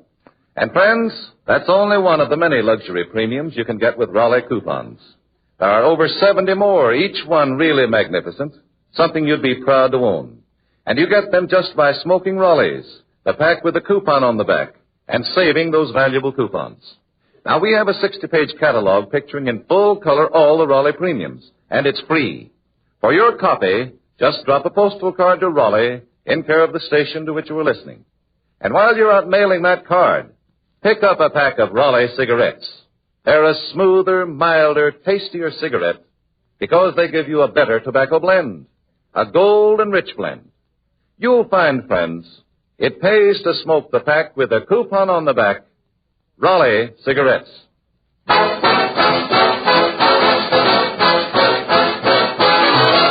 You know, Red, I was enjoying your teaching Wonderful Smith how to court a young lady.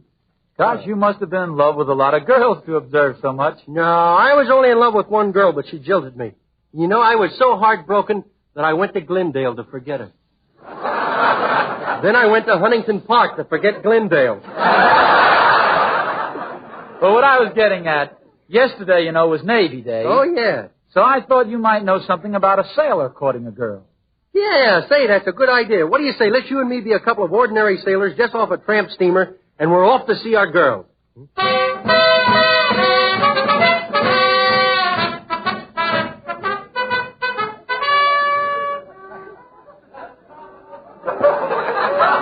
Why don't the rest of those guys pay their dues?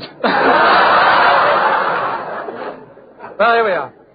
Well, Red, after a year on the boat, here we are in California. Yeah, after a year on a boat, sure is good to be back on wet land again. I think this will be my last year on the scavenger boat. I'm getting tired of the same old crew. Yeah, me too. They aren't very well mannered either, are they? No, like last week when the boat started to sink. The captain yelled, "Women and children first." Did you see how that crew fought to get them lifeboats? The captain almost tore my dress off of me. Well, what did you do to him? I bashed in his bustle. Say, I hope this blind date you got for me is pretty. Where does she live? 333 3 Street. Well, let's take this cab, huh? Now, let's walk. Ah, come on, let's take a cab. Okay. Hey, driver, take us over to 3333 Street, huh?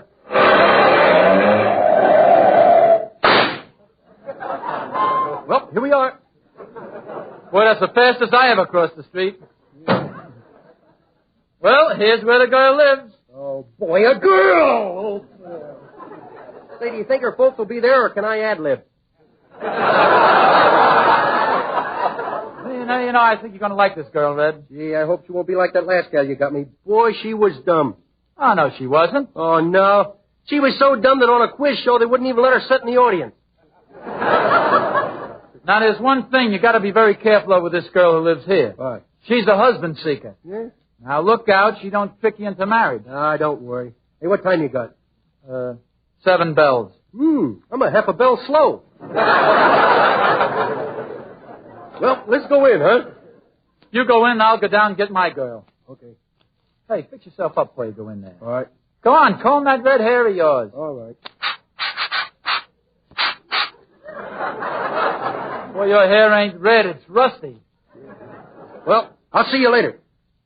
Hey, Skelton. Yes? Who is it? It's me, your smarter spirit. I've got something to tell you. Well, go ahead and tell me. I will as soon as I find my place on this paper.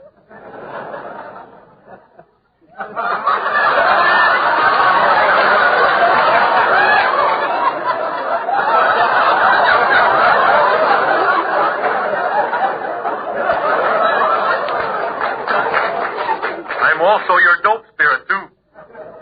Look, don't go in there. That woman has marriage on her mind. Is that all? Yes, that's all the kid can handle. Go on, you dope. Press the doorbell. Okay.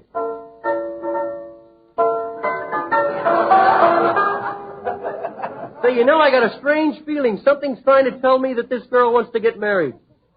Well, I'll go on in. Is Harriet home? Uh-oh. Oh, Miss Harriet! The new man is here. Hey, tell me, does little Audrey have many boyfriends? Well, the other night a fella came in, put his hands over her eyes, and said, "Guess who?" What happened?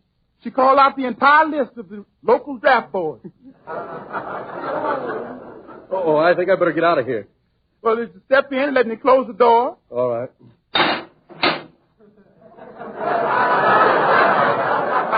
What was that? Time lock on the door. A time lock? Yeah. When does it open? June. Yeah. Hello, Red. Oh, how are you? This is my father and mother. Which is which? Howdy, sucker. Mr. Skelton. Our daughter told me about you. The fortune you found on your last scavenger hunt. When do you expect to marry my daughter? Right after she goes through escrow. Look,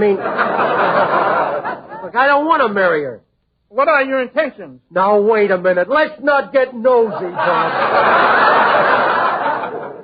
My daughter says you found $500,000. Yeah, but your daughter wouldn't want to marry me. I'm an old sea dog. I even got a wooden leg. Well, for $500,000, she'd marry a lumber pile. After all, she is pretty. She takes after me. Well, what are you staring at? John, make him stop staring at my face. Why are you staring at my wife's face? Don't you like it? Yeah, but I bet you can't do it again. And another thing, Bub. Why does your head come to a point? In my youth, I had a very unfortunate experience with a pencil sharpener. Well, Dad, let's get out of here and let these two love vultures alone. Yeah, let's go. Well, here we are, all alone. Just you and me and your father at the keyhole. You know, my mother was a debutante. Only 20 years since she came out. What from, an apple? Gee, Red, isn't it quiet? Yes. Listen to the crickets. Did you know crickets could make music by rubbing their hind legs together? No kidding. Mm-hmm. Listen.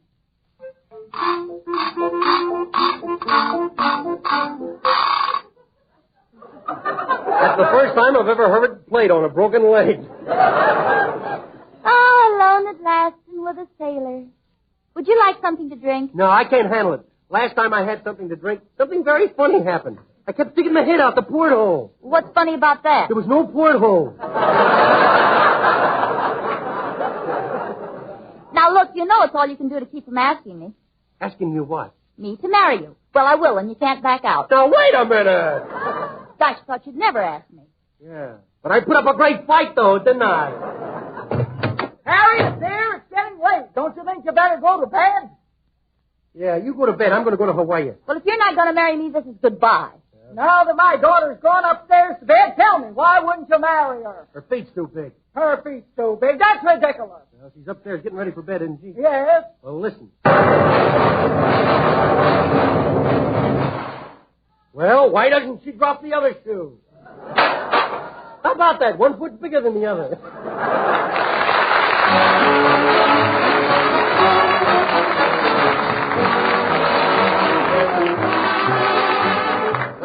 How about a word and a pal? Wait a minute. You mean, how about a word from a pal? No, I mean a word and a pal, Red. Okay, who's the pal and where's the word? Well, he's from our companion sponsor, and he's got the word.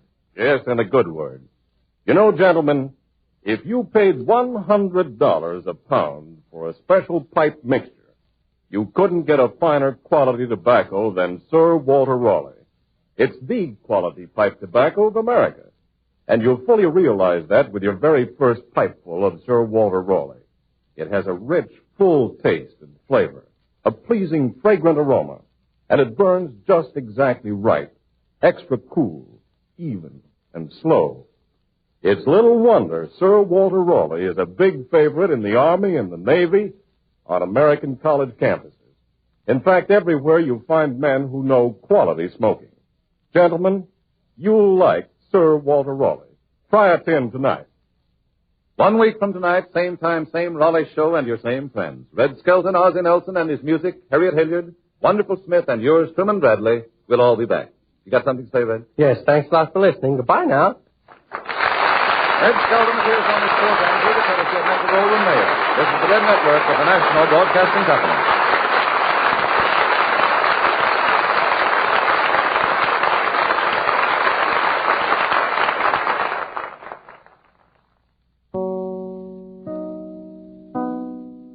The Life of Riley, with William Bendix as Riley.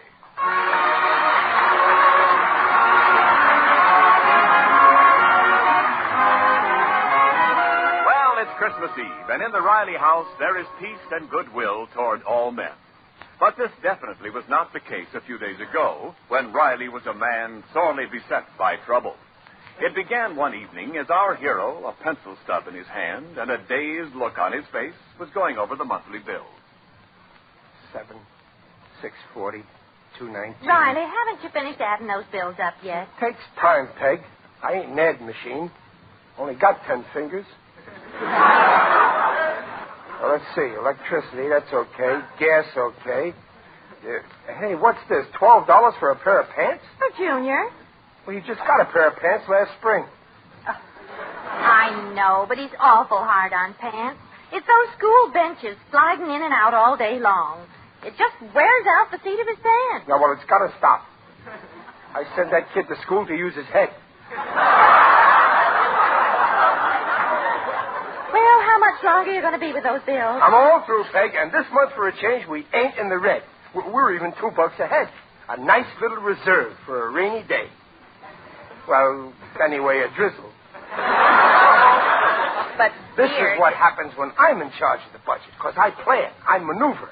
From now on, I'm the treasurer in this family. Yes, sir. But, Riley, what about Christmas presents? We'll need at least $50. I hereby resign as treasurer. And it's only a few days off. Falls kind of early this year, isn't it? Same as every year. Gee, I clean forgot it was next week. $2. And I promised Junior a bike and Babs a wristwatch. They're expecting it. Well, Peg, we'll just have to borrow. Oh, I don't like it. Besides, who'll lend us money? What do you mean, who'll lend us money? Our friends, that's who. I got loads of friends, and my credit's good with them. All I got to do is call up Johnny Vendron and say, Johnny? Oh, no, I still owe him from last Christmas. Well, I can call Lou Beatty and... No, I still owe him for the ticket for the Dempsey-Furpo fight. Well, I can always call up Sammy Roberts. You know, we got to make some new friends. We're in a rut. Well, Riley, I could write to my father for a loan. Oh, no. I don't take charity from relatives. I got my pride, you know. But what'll we do? Don't you worry. I'll get dough. I ain't so far gone I can't raise some dough to buy my family Christmas presents. But where'll you get it? I got my resources. I'll get it. See you soon. Bill. Mom, help. Pop's opening my piggy bank. Junior, be quiet. Well, Pop, give it to me. It's my money. Junior, let go, Junior. I said let go of that... Riley, let go of that bank. All right. Keep your old bank. This kid is money mad. Well, gee, Pop. Oh, how could It was you? just a loan, and it's only for his benefit. That's still no excuse. Okay. I forgive you, Junior.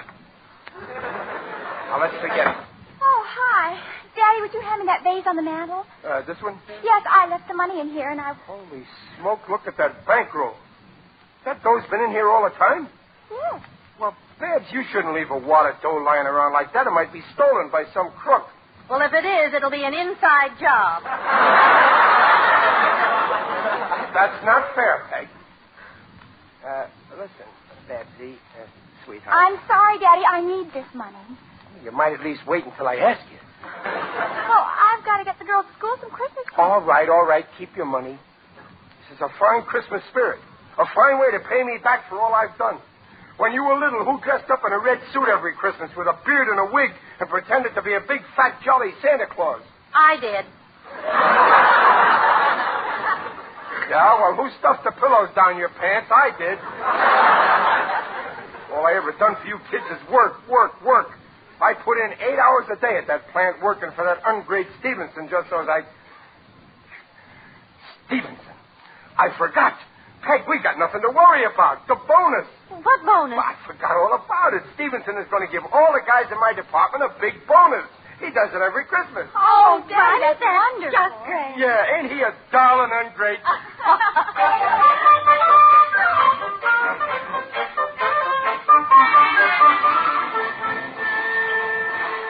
I say it's a dainty trick, fellas. Yeah, you're right, You Gillis. said it. Sure is. Ray Stevenson says we're going to get bonuses if we work hard, and then after we fall in the trap and work hard, he reneges.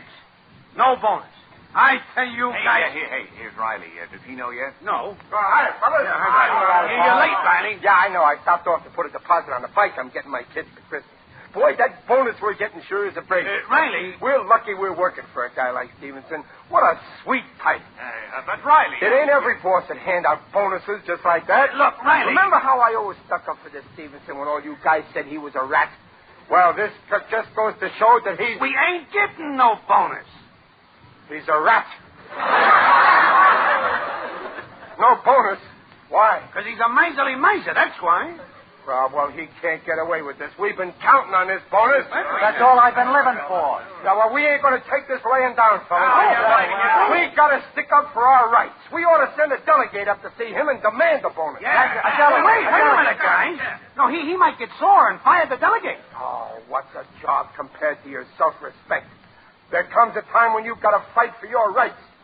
The Besides, we'll elect the delegate, so it'll be democratic. I nominate Riley. Now, wait a minute, guys. Second the motion. Now, wait a All minute. those in favor of Riley? Just a minute. Aye. Riley, you're elected delegate. I demand a recount.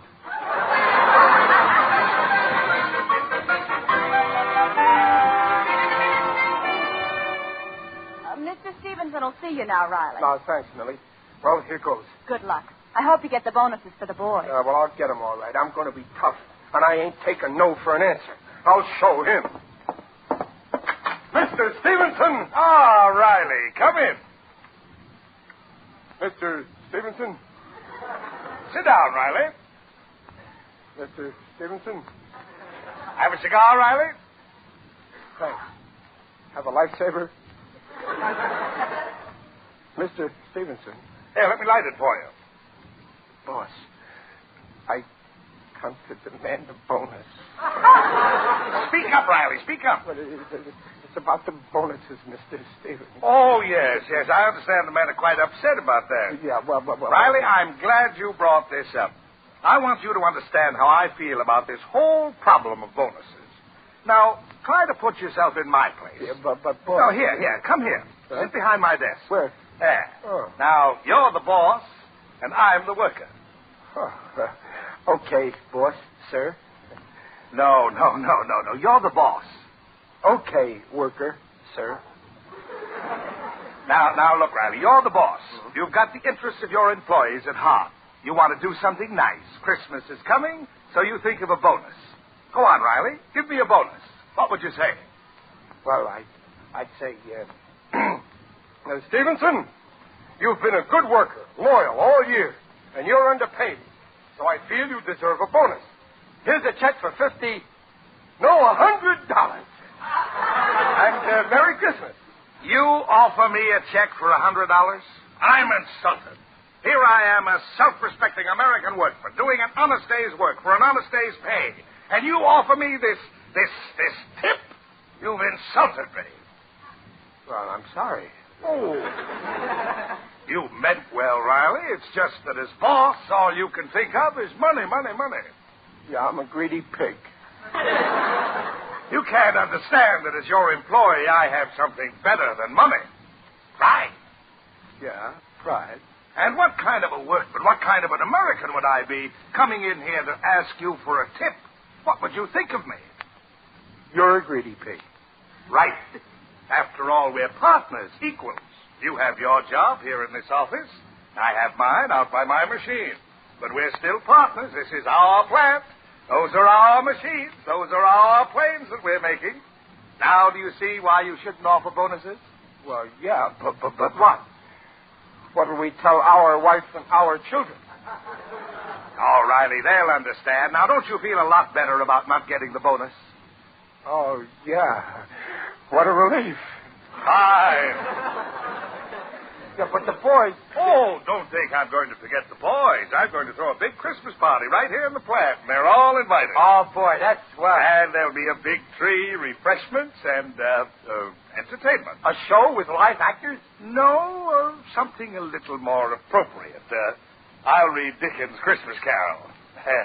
They tell me I'm another Lionel Barrymore. That'll be a nice little gift for everybody, too. What do you think the men would like, Riley? How about a wallet? A wallet? Just what they need. They can use them for tobacco pouches. Fine. Fine. Suppose you pick them out. Get 50 good wallets. Real leather, huh? Say, $1 apiece. I'll tell Millie to give you the check. Oh, boss, this is swell of you. You think the boys will appreciate all this? Appreciate it. You take a tip from me, boss. Don't let them catch you alone under the mistletoe. Well, so long, partner. Well, Riley, well. Boys, have I got news for you. You hear that, guys? I told you leave it to Ray. Good old Riley. That's How much is the bonus? The what? The bonus. Oh, that. What do you mean, oh, that? We're getting the bonus, ain't we? Well, the question is, do we really want a bonus? Do we want the bonus? What's the matter? Are you crazy? Well, fellas, now, wait a minute. You don't understand. A bonus is un-American. And, well, if we take a bonus, we ain't Americans any longer. Shake hands with a Hungarian.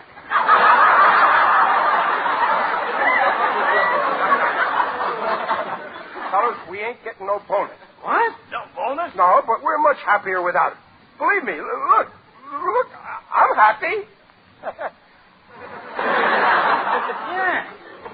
Yeah, for a guy who ain't getting a bonus, you're a little too happy. Riley, you wouldn't sell us out, would you? How much is Stevenson bribing you, Riley? Well, nothing, fellas, honest. All of a sudden, he's pals with Stevenson. Look at his pocket, bulging with cigars. Well, fellas, you know me. I wouldn't do nothing crooked. Where did you get them cigars? Why, I stole them. You sold us out. No, wait. If Riley says he didn't sell us out, I believe. He's my oldest and dearest friend. And I know he ain't that lower skunk. Well, thanks, Gillis. Honest, fellas, I did my best, but cheer up. You ain't going to be forgotten. There's going to be something in your stockings on Christmas. Yeah, feet. Well, the way I look at it... Oh, hello, Millie. Mr. Stevenson asked me to give you this. It's for the you-know-what. So long. Oh. Let me see that. Look, hey, that's mine. A check. $50. Signed by Stevenson. Prices. But, fellas, you don't understand. That's for the you-know-what. We know what, all right. You sold us out. No. For a measly $50. No, that don't... You got your bonus, all No, right. I didn't. Let's get out of here, fellas, and breathe in some fresh air. Gillis, wait. You've known me for 20 years. You just said I wasn't a skunk. A skunk? Compared to you, a skunk is Chanel number 5. Let's go, guys. Wait, fellas, you're hanging an innocent man.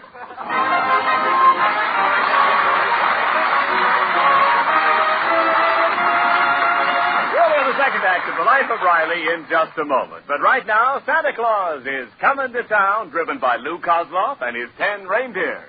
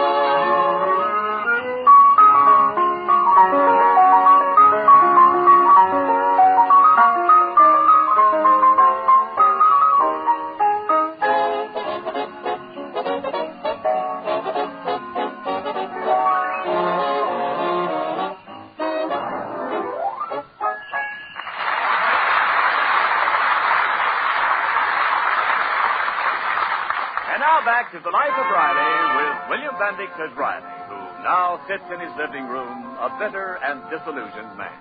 Friends, fat lot of good they do you. They always let you down. Well, I don't need them. I got Peg and the 2 kids. They're all the friends I need. Sorry, now I didn't have more kids. 10 or 12. Oh, well, who's counting? I'm satisfied. It ain't every father that has 2 wonderful kids like... Oh, hello, Junior, my son. Hello. Well, son, what... Junior, where'd you get that black eye? Oh, it's nothing. Nothing? Why, I had a fight with Egbert Gillis. Egbert, are you crazy or something? He's twice as big as you. You could never lick him in a million years. What'd you take him on for? Well, nobody's going to say my father sold out. Junior, you fought over me. Oh, Junior, darling, you took on this big bruiser knowing he'd beat you to a pulp. You stuck up for your pop. Oh, my wonderful son. Well, I'll make it up to you, Junior. I'll give you anything you want. Go on, ask me. Ask me anything. Why did you sell out? What?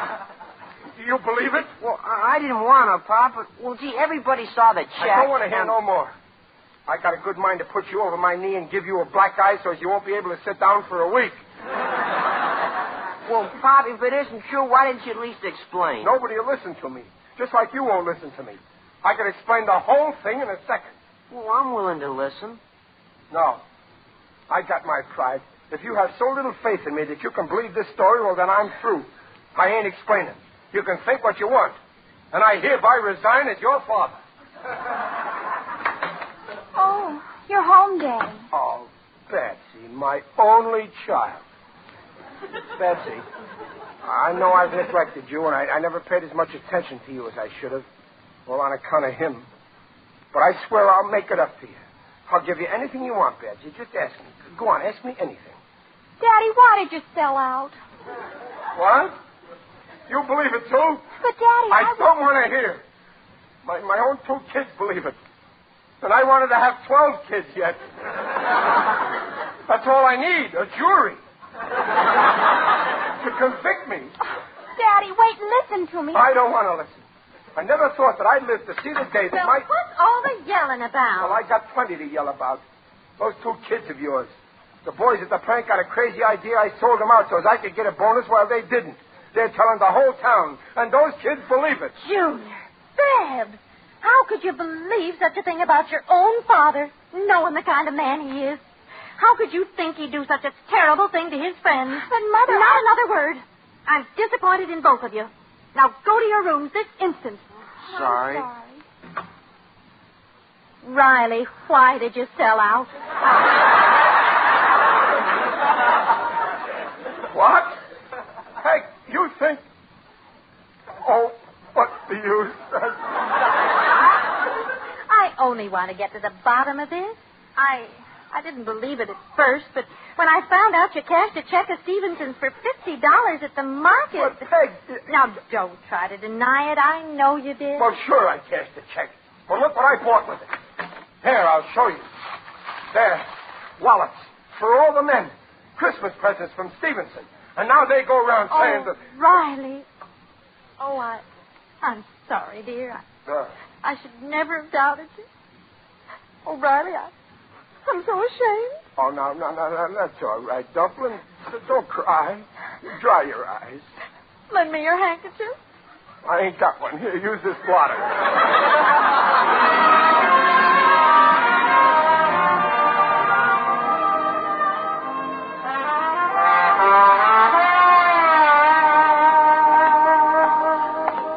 Oh, what a mess. A fine Christmas this turned out to be. Oh, there's a Santa Claus on the corner. I think I'll give him a buck. It'll help somebody else to have a Merry Christmas. Holy smoke, look at that.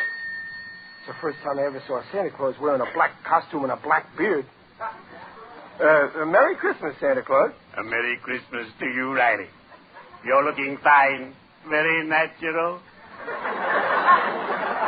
It's you, Digger. Yes, it is I indeed. Digby Odell, the friendly undertaker. Well, what are you doing, Digger, all dressed up like Santa? Oh, I'm collecting money for the UEPGBCC. UEPGBCC? The undertakers, embalmers, and pallbearers give a box for Christmas Club. We give out food parcels to needy families. Our motto is, the good that you do unto people will come back to you in the end. And so will the people. Well, it ain't much of a Christmas for me, Digger. All my friends have dropped me. Except you. Oh, I'll never drop you until it's absolutely necessary. You heard what the boys are saying about me, Digger. Ah, yes. What a vile slander. Riley, we must clear you. Nobody's going to throw dirt in your face while I stand around doing nothing. Well, thanks, Digger, but I'll handle this myself. You must strike back right. You must fight to the last ditch. Oops, that reminds me I have an appointment. Well, cheerio. I'd better be shoveling off.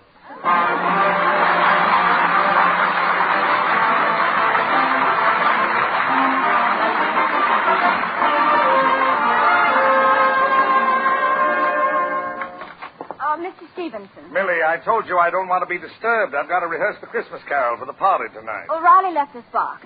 Here, it's the wallet for the men. Oh, good. They're very nice. I think the men will like them, don't you? No. No? Not after you promised them a bonus. They think it's very unfair, and you can't blame them. Frankly, it's not like you, Mr. Stevenson. Well, Millie, you don't understand. It's a matter of principle with me. The American worker should retain his dignity. And a bonus is nothing but a tip, a bribe. I've always maintained that no self-respecting American, I don't care what his job is, should accept one. And furthermore, I believe... Hello? Hello, Carl. Oh, hello, I.B. Merry Christmas. Same to you, Carl. Carl, I've just come from a board of directors meeting. The board feels you've done a great job this year keeping costs down, and we voted you a little bonus. $10,000. Hello. Carl, are you still on? Yes. I don't know what to say, I.B. Thanks. That's all right, my boy. You've earned it. See you tonight at dinner.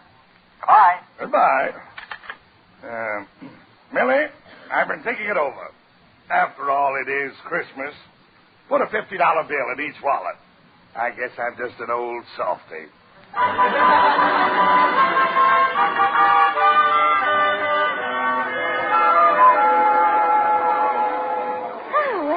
Looks like a very nice party. Mr. Stevenson certainly didn't skimp on food. So what? Nobody's having a good time. Look at Gillis and the boys over there in the corner. They look at me like they look at the time clock in the morning. And I bet they like to punch me, too. Well, then why don't you go over and explain what happened? I keep telling you... They'll have to come to me. Oh, you're so stubborn. Oh, here you are, Riley. Riley, I think it's time you handed out the wallets. And then I'll do the Christmas carol. Now, Boss, maybe you better skip it. I don't think the boys will be a good audience on account of not getting the bonus. Oh, don't you worry about that, Riley. Just hand out those wallets, and I guarantee they'll be a good audience. Well, okay, it's your party. Fellas, can I have your attention, please? Fellas, Mr. Stevenson asked me to hand out the presents now. Just a minute, Riley. Before you hand out any presents, we've got a little present we'd like to hand out. Now, wait a minute, Gillis. I'm running this. It's for you, Riley. For me? A present for me? Yeah. All the boys chipped in and bought you a sweater. Special, made to order for you. Merry Christmas. A sweater? You chipped in and... Oh, fellas. I got to try it on. Peg, what did I tell you? I told you they'd come to me. Stand aside, Peg. I want to look in the mirror. Oh, it's beautiful, fellas. Black. My favorite color. And I love that white stripe running down the back. And look. It even has a bushy tail. Oh, thanks, fellas. This shows what you really think. No. Say it's a mistake, fellas. Riley, it's getting late. I've got to do that Christmas carol. You and your Christmas carol. Okay, you want a Christmas carol? I'll tell you one, you tightwad. Riley! Pipe down. This here Christmas carol is about a guy called Scrooge Stevenson. An old miser who wouldn't give the guys who slaved for him a measly bonus. Riley? Pipe down. And on Christmas Eve, Scrooge Stevenson is lying at his home in his bed, made of solid gold, when suddenly there's a knock at the door. And who do you think it is? Who? Pipe down. It's a ghost. The ghost of a Christmas yet to come. And the ghost says, Scrooge Stevenson, you miserable old skinflint, come with me and I'll show you how you're going to wind up someday. And the ghost takes him to Forest Lawn. And he points out a lonely grave. And on the grave there's a tombstone. And on it there's engraved an epithet. And the ghost says, Scrooge Stevenson, read your epithet. And you read it. And you know what it says? What? Here lies Stevenson. He's gone and he's forgotten. He gave us each a wallet, and in it there was nothing. Riley, I ought to fire you for this. You're lucky it's Christmas. Now hand out those wallets. No, I won't. I ain't going to insult my friends handing out them cheesy wallets. Riley! I'll show you what I think of you and your cheap wallets. I'm throwing them in the fireplace. Stop it! Right in that roaring fire. There. Riley, you idiot! There's a $50 bonus in every one of those wallets. What? A bonus? Oh, what did I do? I threw them in the fire. But don't worry, fellas. I'll get them back for you. Stand back, everybody. I'm going into that roaring blaze, and I ain't coming out till I have those wallets. Goodbye, Peg. Riley, what? That's no fire. It's an electric log with colored lights. Oh, Riley. You mean... But I was... Well, it's a Merry Christmas, everybody.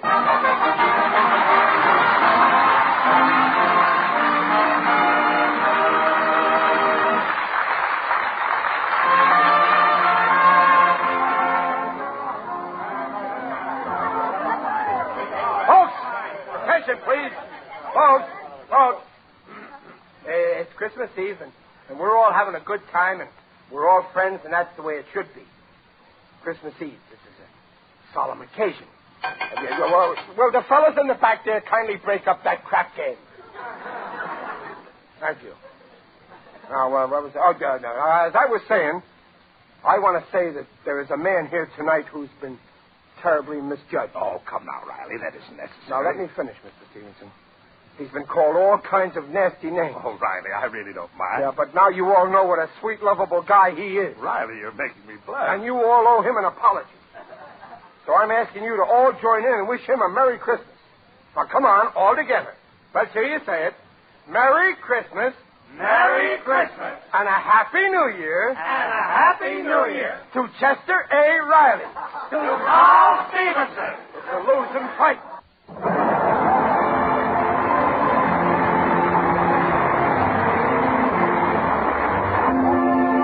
And listen again next week when Dress, the subject miracle for silks, nylons, woolens, dishes, brings you The Life of Riley. Good night. This is NBC, the National Broadcasting Company.